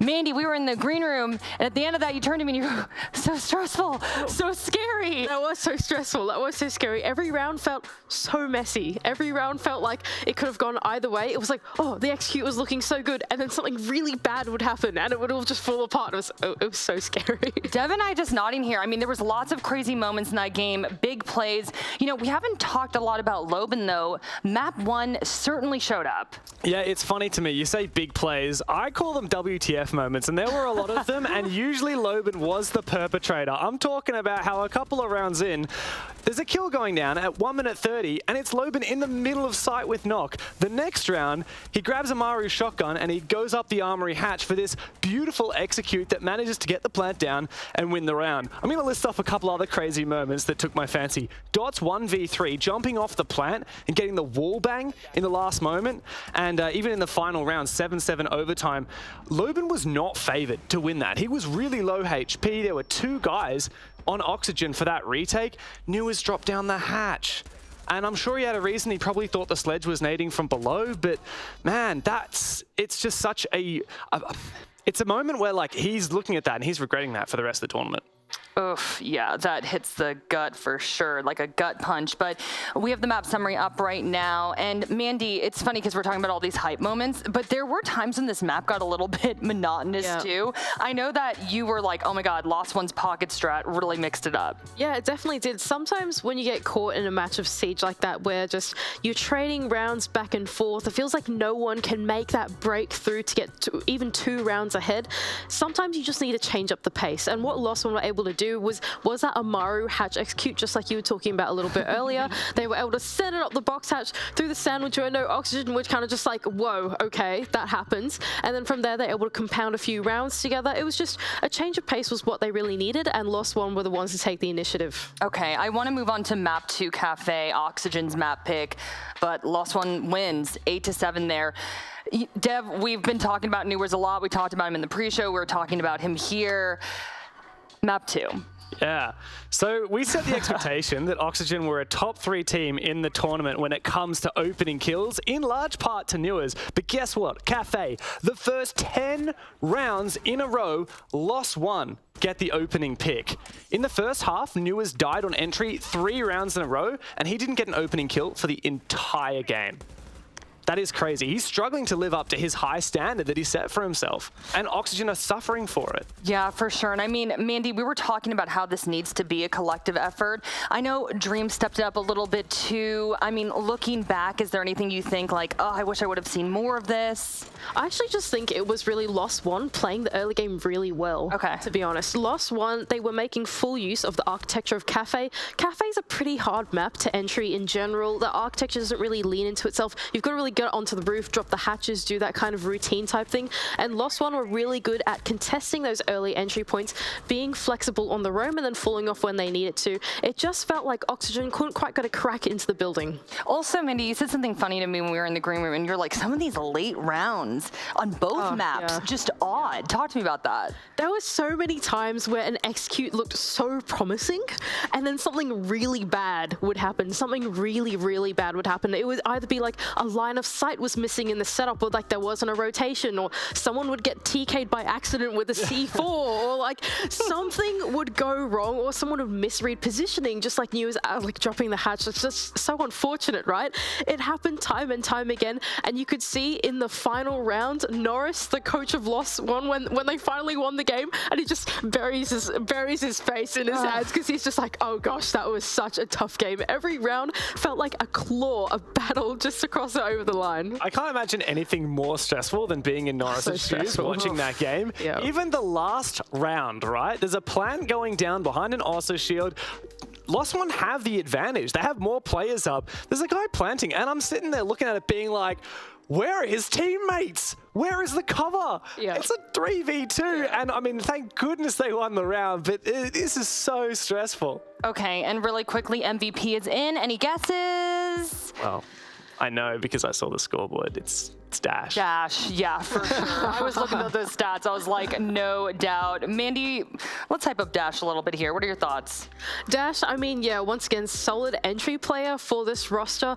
Lost One are one of those rosters where they have their solid frontline in Dash, and then they have a few flex players that are able to jump on other operators. Sometimes you just need that really nice, solid frontline to get yourself into the building and to create that opportunities for your mid-round players to get the utility in later, and Dash was that player. For me, Dash was really consistent throughout the series, and he had a lot of big multi-kill rounds as well. But it's a real testament to the pure talent that Lost One have on their side. When we're talking about Dash here, when I've already mentioned an amazing play from Dots in that 1v3 on the first map, and how many crazy breakout moments there were from Loban as well. So there is so much depth on this roster. They are all gunners, they are also consistent, and they're well and truly capable.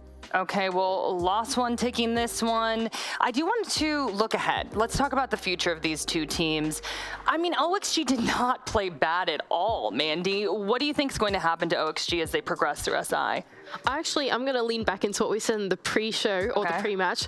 OXG have not actually revealed that much of their map pool going into Stage 3. They've managed to contain their Stage 1 maps between, I think it's only 4 maps in total that they played throughout the entire Stage 1. And so really, from a strategic standpoint, they're actually looking pretty good going to Stage 2. There's a lot that they've got up their sleeve that no one can VOD review, no one can prepare for. And so I've got pretty high hopes for OXG. I think even though they're finishing 3rd, I believe it is in their group now, they're in a pretty strong strategic advantage in the map veto. Okay, Lost One, #1 in the group, Dev. They go Future's playoffs. bright. Yeah, absolutely. They go playoffs. They skip the first round. They get that bye.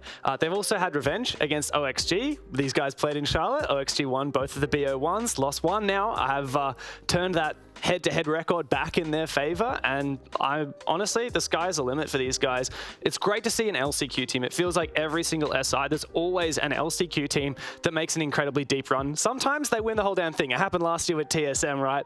Lost One have a lot to prove to show that they can win another S-tier event after they won the major back in Mexico. But hey, I mean, keep an eye out. All right, well, we have some post-match analysis coming up on BDS versus Astralis and some Group D action ahead as well. So for all of you watching at home, do not go anywhere. We'll be back in a flash. See you soon.